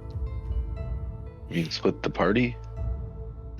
I think sticking together is fine. I say we stay together. We're Yes. stronger in numbers. Agreed. Say that as well. Do we just go around and ask if anybody knows of anybody that's missing? I guess We should. don't have a whole lot to go on right now. Well, he can use a ball bearing and conjure up an image of this person. It sounds like. We should probably find some supervisor or something like that. Is there like a foreman or like somebody that like clipboard, walking around ordering people, kind of like, oh, take that this way, go this way, kind of thing? Doing anything like that right now? Not that you can see right now, but it's a chaos of activity. Sure. Right now as people are loading and unloading and all these different warehouses and ships from the docks. I'd like to look for one, see if there's anybody that's kind of directing traffic with everybody. I'll help him with that. You do see kind of up on a tall, like a raised, over on the docks, but on a raised platform, you do see a half elf, a woman holding clipboard. Perfect. Since that's what you were looking for. Yeah, kind of. Is Dark. Is she ordering anybody though? Or She's very quiet. she's just kind of watching, Okay. and then As we're- occasionally will scribble something onto this She's not ledger. like hauling and loading stuff though, right? She's very No, different. Than dark auburn hair, Yep. neatly braided, dark blue charcoal robe embroidered with silver thread. As like we're venturing over there, I would just like to make perception check to see if I see anybody that's like watching us as well, especially Go if ahead. we pass the jetty, like getting there. Nope, you did not pass the jetty getting there. Okay. The jetty is kind of on the outer edge of this area. Yeah, I just want to go ahead and roll your perception. Dirty 20. It's so chaotic, it's hard to tell. I mean, it's, Ed, you walk by, people look at you like, what are these guys doing here? But it is more, hey, what are these guys doing here? Kind of looks. Okay. Well, I guess we'll go up to her. Yeah. Yeah, I like to go up. And approach You see her. She's looking. Every once in a while, she writes in this ledger that she's holding. And she never takes her eyes off what's happening between the ships and the warehouses. Yes. Can I help you? Yeah, possibly. We were wondering if you could, by perchance, I looked at Jasper to kind of like hopefully start showing something. Would you know this gentleman here? Yeah, ball bearing. Yeah. Or is there anybody that's not here at work today that should be at work? No, people come and go. These are all the warehouse districts. She's looking around and you ask, can you look at this? She show me. Jasper, you bring up your picture there. Yep. Oh, yes. That's Jothar Stonekeep. He was a worker here in the warehouse district. What is it that he did? She looks at you with a look on her face like, you're an elf. You should be smarter than that. He carried items from the ships to the warehouse. That's what we do here. Yes, but is anybody specialized with any district? We do the work that needs to be done at the time, whichever ship comes in, whichever ship is leaving. Have you ever seen him with anybody of not your work stature? I don't tend to associate with the dark workers here in my off hours, Master Elf. Would you possibly know of anybody that was close with him? Then perhaps somebody that he worked with. You could perhaps check with the workers. Do you know anybody that was close with him here at work. Obviously, everybody at You work keep referring work to Jothar friends. as past tense. Has something befallen young Jothar? He has been murdered. Yes. Oh, he did. She looks at the picture again that Jasper has got. Oh my. What happened? That is what we are trying to figure out. Many of our workers here find odd jobs here and there to try to make some extra coin. I mean, the warehouse district doesn't pay as much as it used to. Perhaps he was caught up in some sort of illicit dealings. I don't know. Has there been anything out of the ordinary that possibly you've heard on the docks? I mean, just in passing, perhaps. I mean, you said you don't associate yourself, but we pride ourselves on keeping the riverside docks here in Eldemir in tip-top operational order. No shenanigans, no funny business. Not on my docks. And I'll give her that attitude too. Yes, Master Elf. You won't find anything illicit on my docks. Can we look at your books? Can you also point us in the direction of the last couple things he may have worked with? Containers, jobs. She calls out, Thalric! When was the last time that Jothar was here? Ah, I see. Jothar has not worked in 2 weeks. Any items he would have worked with have either been shipped or distributed. Got it. Can I still look at your books? Master Elf, my books Yes. are not for your preview. Even in the name of Lady Marcrest. Oh. Yes, you privy little half-elf. Oh, and again, arm on the shoulder, arm on the chest. Easy. We're trying to do good here. Yes. Of course, you are the Lady Marcrest's little dogs working for her, are you not? You know exactly who we are. Yes. Of course. And she's got like this, it's almost kind of like a podium type thing, and all the ledgers, in, out, import, export, here they are. Cool. Can I do like history check on it? See if I notice Absolutely. anything that's Sure, you can. It would be it'd be roll an investigation. Can I also Okay. assist him too? I'd like to. Absolutely. Yeah. So at advantage or? Advantage. Ooh, that's a good roll. Which one did you say? History? No, investigation. Investigation. Okay. Dirty 20. What are you looking for? Are you looking for anything in particular? Yeah, I'm looking for like transactions that are not supposed to be on there, or anything that looks like somebody is basically fudging it. And I would know. I do a lot of reading. They look impeccable. They look impeccable.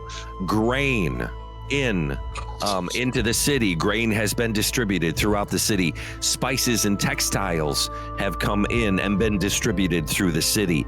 Timber has been exported to other areas. Iron has been exported. Salt has come in. The smokehouse. She even has a ledger there for the smokehouse and preservation yard, which is from the any cattle or anything that have been slaughtered or animals that have been hunted that are brought in for smokehouse and preserving to be distributed. Everything is just grossly, overly precise. Numbers as well? Like they don't fluctuate? No, it's as far as you can tell, it is 100% legit. So can I peek over Lionel's shoulder as he's reading through these? And look for like the names of like the businesses or the people that are getting exported or imported to. And from my military background, I should be able to tell. You don't have a military background. I have a soldier background. Okay. And I should be able to tell. I'm looking for a specific name. An importer exporter. He goes by the name, or the business name is a Vandalay Industries. Unfortunately, you see no Vandalay Industries. As she notes, she's. Excuse me. Is there something I can help you with, sir? I'd like to ask though. How often do you check your books though? How often do you go over and review your numbers? Constantly, sir. Like number wise. Like right now. Do you see those 10 crates of grain? Sure. Yes. Yep. Yes, they are being imported, and I deposited in the granary. And as you see here, I marked the 10 crates of grain. You go over and review your numbers though. Every day, sir. Every day. Okay. Now, when she says this, I'll say, now, are you the only one touching the books? Or do you, this is a big shipyard. It is not something that... It is a big shipyard that I keep in ship-top shape, sir. As you can tell by my ledgers. Yes. My ledgers that will, at the end of the day, be transported to the Marcrest Consortium for their review, sir. Okay. Now, looking at it, do I see anything that goes to the jetty? Like, do they ship anything there? Okay. No. Okay. As you so blatantly drop Lady Isolde's name, what you didn't know is her and I work very closely together. May I help you, sir? Is there a particular name you are looking for? As she looks at you, Dorian. 5, 4, 10. Yep, all the math checks out. Yes. Good job. Indeed, it does. Is there anything else I can help you with, gentlemen? Business does not rest. Oh, absolutely. We just a moment of your time, real quick. But you said that your books leave you and they go to the Marcrest building? They do not leave my sight. Okay. So you take them there? Yes, I do. The Lady Isolde and I sit down. We go through the books. Okay. Does her guard check your stuff before you enter? No. Okay. Well, after that, I'll say thank you for your time. Yes. I will be going now. And she's kind of looking over top of you at all the activity again on the docks. Yes, indeed. And if you do see, dear Jothar's family, please give them my best. We will. Would you know where he happens to stay at? I do not associate with my dock workers in off hours. Good day. Fair enough. All right, I'll go walk over to some of the dock people. I'm gonna sneeze. Hold on. Bless you. Just gonna say it. I can get rid of it. I'm gonna walk over to a couple of the dock workers, and I'll bring Jasper with me. And have him still holding, and I'll say, hello, kind sir. Can I have a moment of your time? Yeah, make it quick. We got to get this boat unloaded. What was his name? It's Jothar Stonekeep. Okay. Yeah, Jothar. Did you work with Sir Jothar Stonekeep? Sir Jothar, sir. He's as about as far from a sir as you can get. You see that bastard, you telling me he owes me 4 gold pieces. Would you perhaps know where his family presides? Oh, he didn't have a family. He was all by himself. Most of us here in the docks are. Would you Did know anybody else? Yeah, go ahead. Where did he stay then? It's whatever he could. No home. He never invited me over for dinner. When was the last time you spoke? He looks around the other guys. They're like, God, I don't know, a week or two, maybe. Oh, you never ran into him outside of work at all? No, if I did, I get my 4 gold pieces back. I can understand that. I get you. So, I'm sorry there, Lionel. Go ahead. Do you know if he was ever seen at work with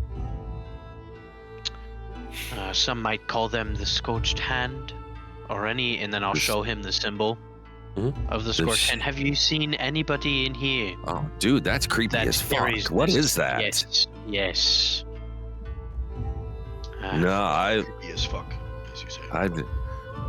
Another guy over. You can see a look of surprise on this other guy's face. Yeah, I've never seen that, man. That's creepy as fuck. I nudge Lionel and I point to him, the other guy behind. I'll say good day. Thank you. Yeah, thank you for your time, sir. And Yeah, all right, man. Yeah, I gotta get this boat empty. Yeah. He's hauling boxes. The gentleman that looks surprised though after seeing that sign. Yeah. We'll go up to him. Hey. Hello. You okay there? I've seen that before. Really? Yeah, he's looking around. Make sure nobody's listening. Don't worry, we out here, friend. What do you know of this symbol? I've seen there's one of those on one of the pier pilings over at the jetty. We were over there fishing the other day, and my buddy was like, "What the fuck is this?" I'm like, "I don't know. I've never seen that before." Can I get the definition of a pure pile? It's one of the posts that goes down into a piling, goes down into the water that the dock is attached to. Understood. Thank you.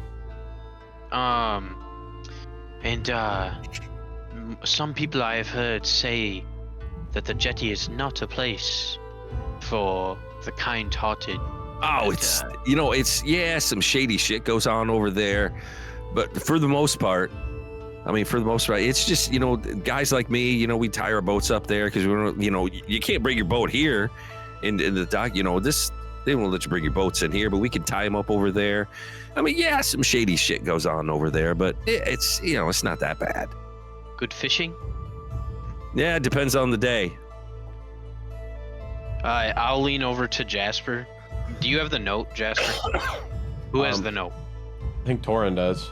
I do. Okay, I'll lean over to Torin and I'll say, show him the note and see if he knows anything of this. Yeah, I'll pull it out of my pocket and I open it up and kind of, hiding it, but also throwing it to him, sort of thing. Just keep it discreet, so show it to them.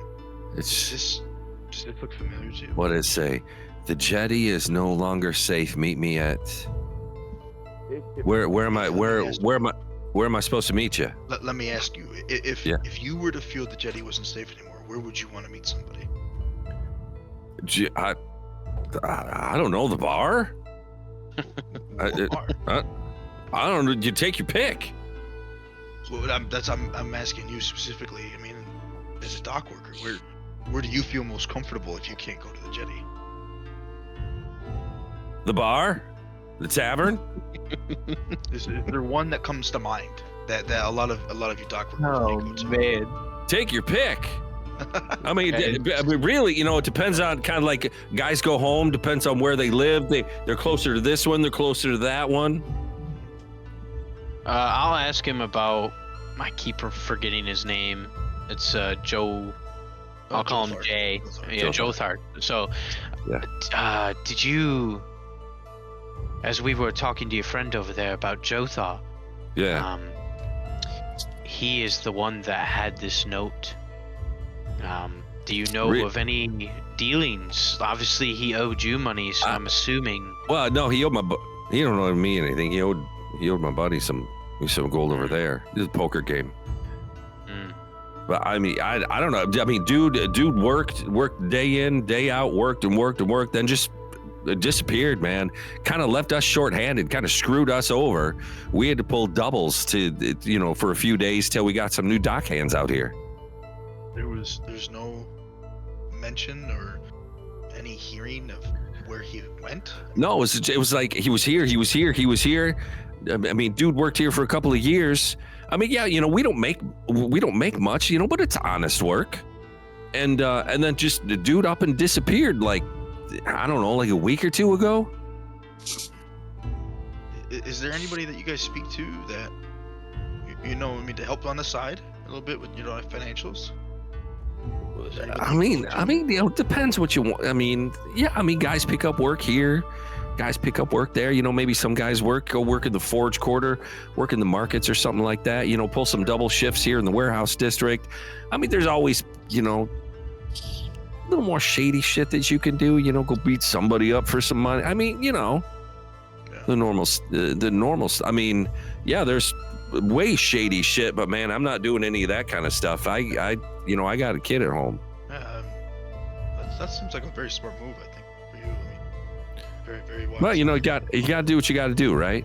Yeah, absolutely. Would you, by chance, know? I mean, obviously, you owed maybe a couple guys, a few pieces of gold here and there, but was there anybody out there that really wanted to hurt him, or wanted to pursue harm onto him? I mean, not that I know of. But I mean, I don't know. I mean, he was talking about that he was making extra money doing something, but he never really said what he was doing. Oh, okay. I mean, we'd ask him about it. He'd say, I can't really talk about it. But it seemed like he was like bragging. Yeah. Like, hey, I'm making some extra coin, bragging about it there. But then when you ask him about it, he wouldn't give it up. He was on this other job though before he had quit doing the dock work. For a little while there. Yeah. Okay. Yeah. Okay. I'll lean over to you, Torin, and I'll say, I believe that we should make our way towards the jetty. That seems that is the common place for the riffraff. I agree. I'll lean over to the other guy and say, thank you for your time. Yeah. All right. Really, really appreciate this. This is great help. Yeah. All right, guys. Yeah. I'm sorry, but we gotta get this thing unloaded. Yes. We don't want to hold you up. All right. They go back to hauling stuff onto a cart. Okay. I'll ask the whole group. Just basically asking here, like, what do you guys think? Do you think we should go to the jetty and see what we can find there? Because obviously, yes, it could be a trap, could not be safe, but we have a lot of strong people with us, and I trust that we're powerful enough to get through that. But it's up to you guys. I don't necessarily think it's a trap. I don't know. Maybe I'm just stupid. I think we'll find it empty. Possibly. Or we could find clues. Sounds like the next reasonable step to me. All right. Yeah. All right. Who wants? I'm having a blast right now, so I'm ready to go.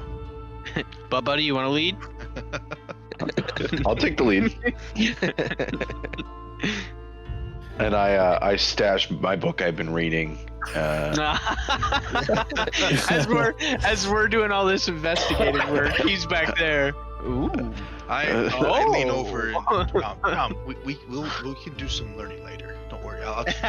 I'm learning now. I know, but I'll give you. This is the good part. Okay. You're missing all these words. I know you. You just skip over some. It's the pictures that. Oh, okay. That'd be why.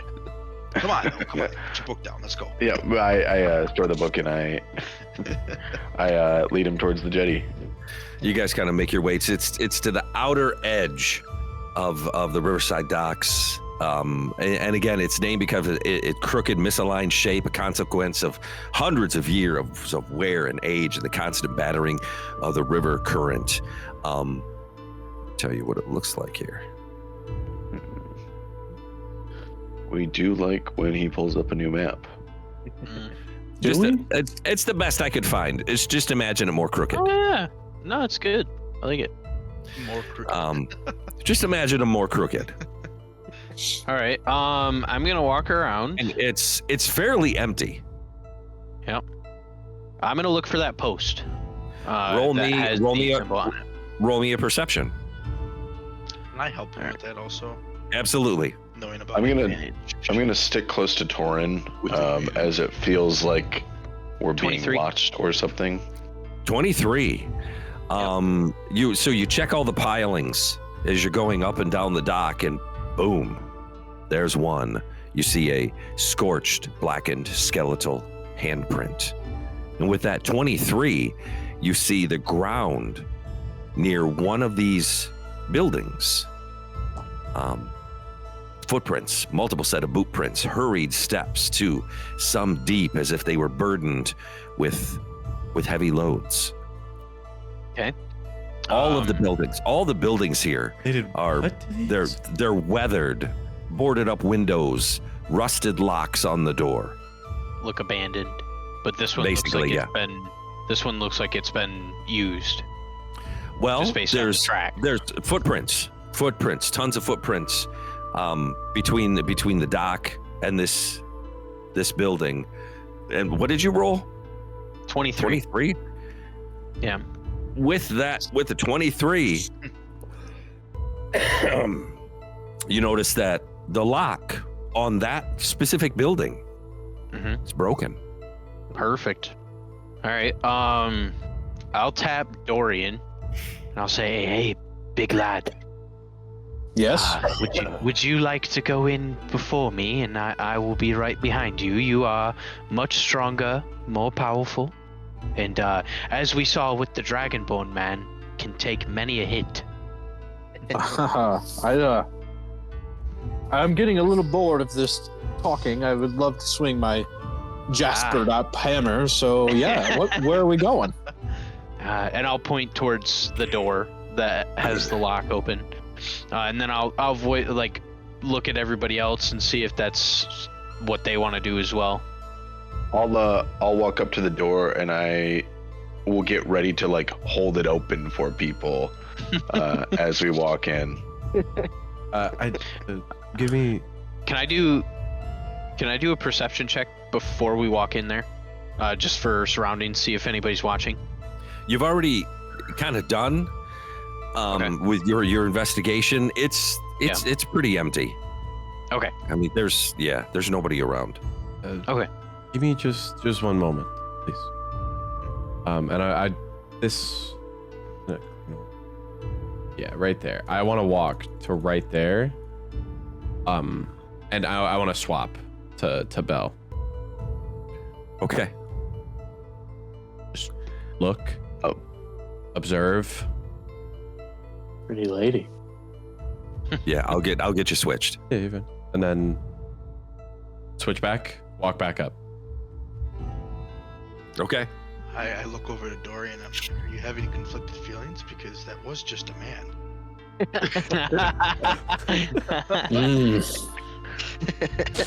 Great questions.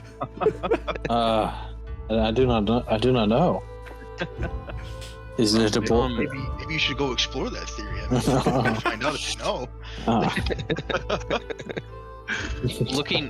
Seeing that Jasper did that before we go in, I'll look at him and I'll say, does your sitter, does she enjoy nature? She does, and I think that giving her the possibilities to see how pretty it can be and how gorgeous everything can be, I think is important. I agree. All right, I'm ready to go in. I want to shift into the powder box And this time you'll see on the side, there's like a name carved in, and it's Skye, S-K-Y-E.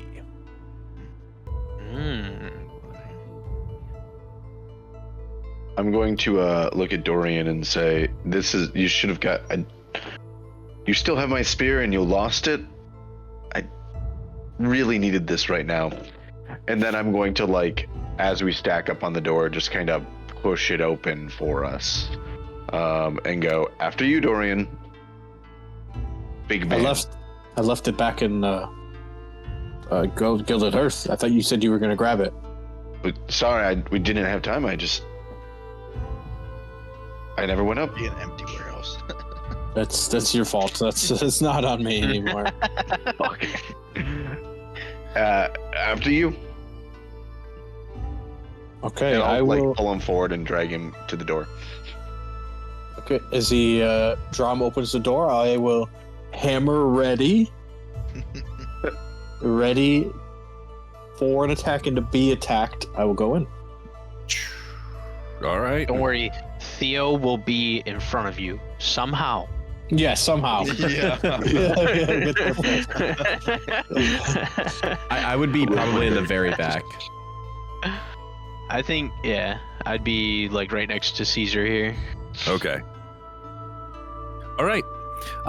So you open up the door on this weathered structure, boarded up windows. You open the door and the air is kind of stale with the scent of damp wood and ink and oil from extinguished lanterns. This space, it's a mess. It's in disarray. The furniture's overturned. There are crates that are left open. There's a couple of chests in the corner. One of them's open, one of them's closed. There's scattered papers all over littering the floor. As I enter, I'm assuming we're all just going in. But as I enter, I would like to check on any of the floor or any of the walls to see like if there's like sliding of a door on the floor that we wouldn't see, or any scraping or excessive footprints or wear. Roll an investigation. Okay. Hello? Oh, nat 20. Let's go. Anybody here? No secret doors, no secret panels. Okay. I think the place is empty. I'll start ritual What's in this casting back- detect magic. Did you say ritual? Yeah. 10 minutes. Okay. I'm gonna check and see like what's in this back room. It's again just disarray. Just Nothing. papers that are scattered. The furniture overturned. Do I see any more symbols of the Scorched Hand? You don't see anything scorched in. The only symbols you kind of find papers on the floor with like broken wax seals, papers that have been burnt, broken wax seals, melted wax seals on the floor. Some of them from the it's a six-sided star that would be the Council of Factions. Orion, didn't you? Oh wait, no, that's metagaming. Next. He didn't talk about it.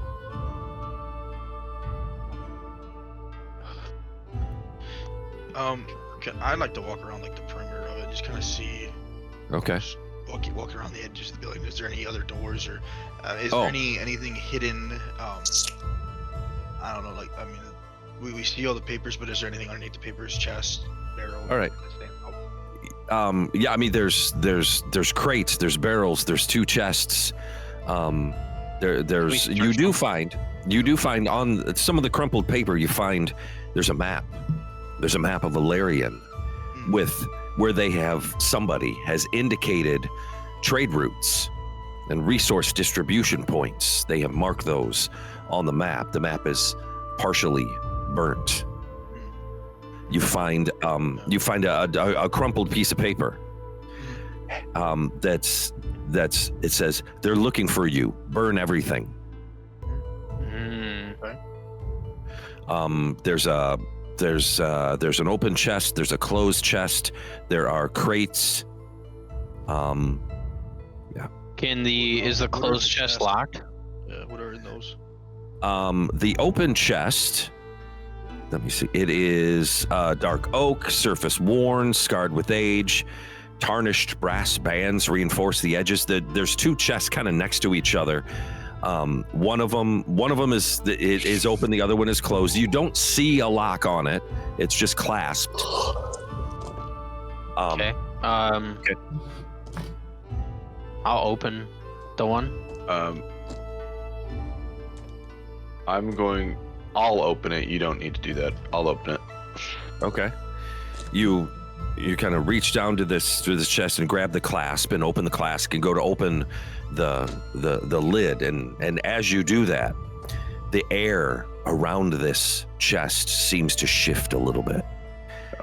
The grain of the wood ripples like flesh. The tarnished brass bands flex like sinewy muscle. The lid opens and becomes a jaw lined with jagged, glistening teeth, writhing flesh. The wood kind of shudders a little bit, shifting into a pulsing, living hide as the thick tar-like saliva drips from its cavernous mouth. I fucking called it. So good. All right. And that is werewolves. I need you to roll that. I need you to roll a strength save. Me. Yeah. Yep. Okay. We're looking at, man, these new character sheets. I can't find anything. 19. 19. Your hands, you're kind of stuck, and you pull your hands away from it as it reaches out to take a bite at you. Okay. And that is where we're going to hold for the night. Okay. Cool. Light. Have to beat it up. I fucking called that so hard. I was looking. I actually thought the building was going to be a mimic. And Jesus Christ. I'm so. The whole building? Yes. I think that'd be great. I think that'd be a good time. Oh, that's a good idea. Uh-huh. It's called Monster House. It's a great movie. Yeah. Yep. I think they made a movie on that or something. They sure did. I used All to play right. the DS game, bro. Our boys have made it to the Crook and Jetty. They have just uncovered an abandoned warehouse with some scattered papers, some other fun items in there. Thank you so much for checking us out. Hit the subscribe button below. Join us next week for more adventures in Elarion. Your support means the world to us. Can't wait to share more of the story with you, and we'll see you next week.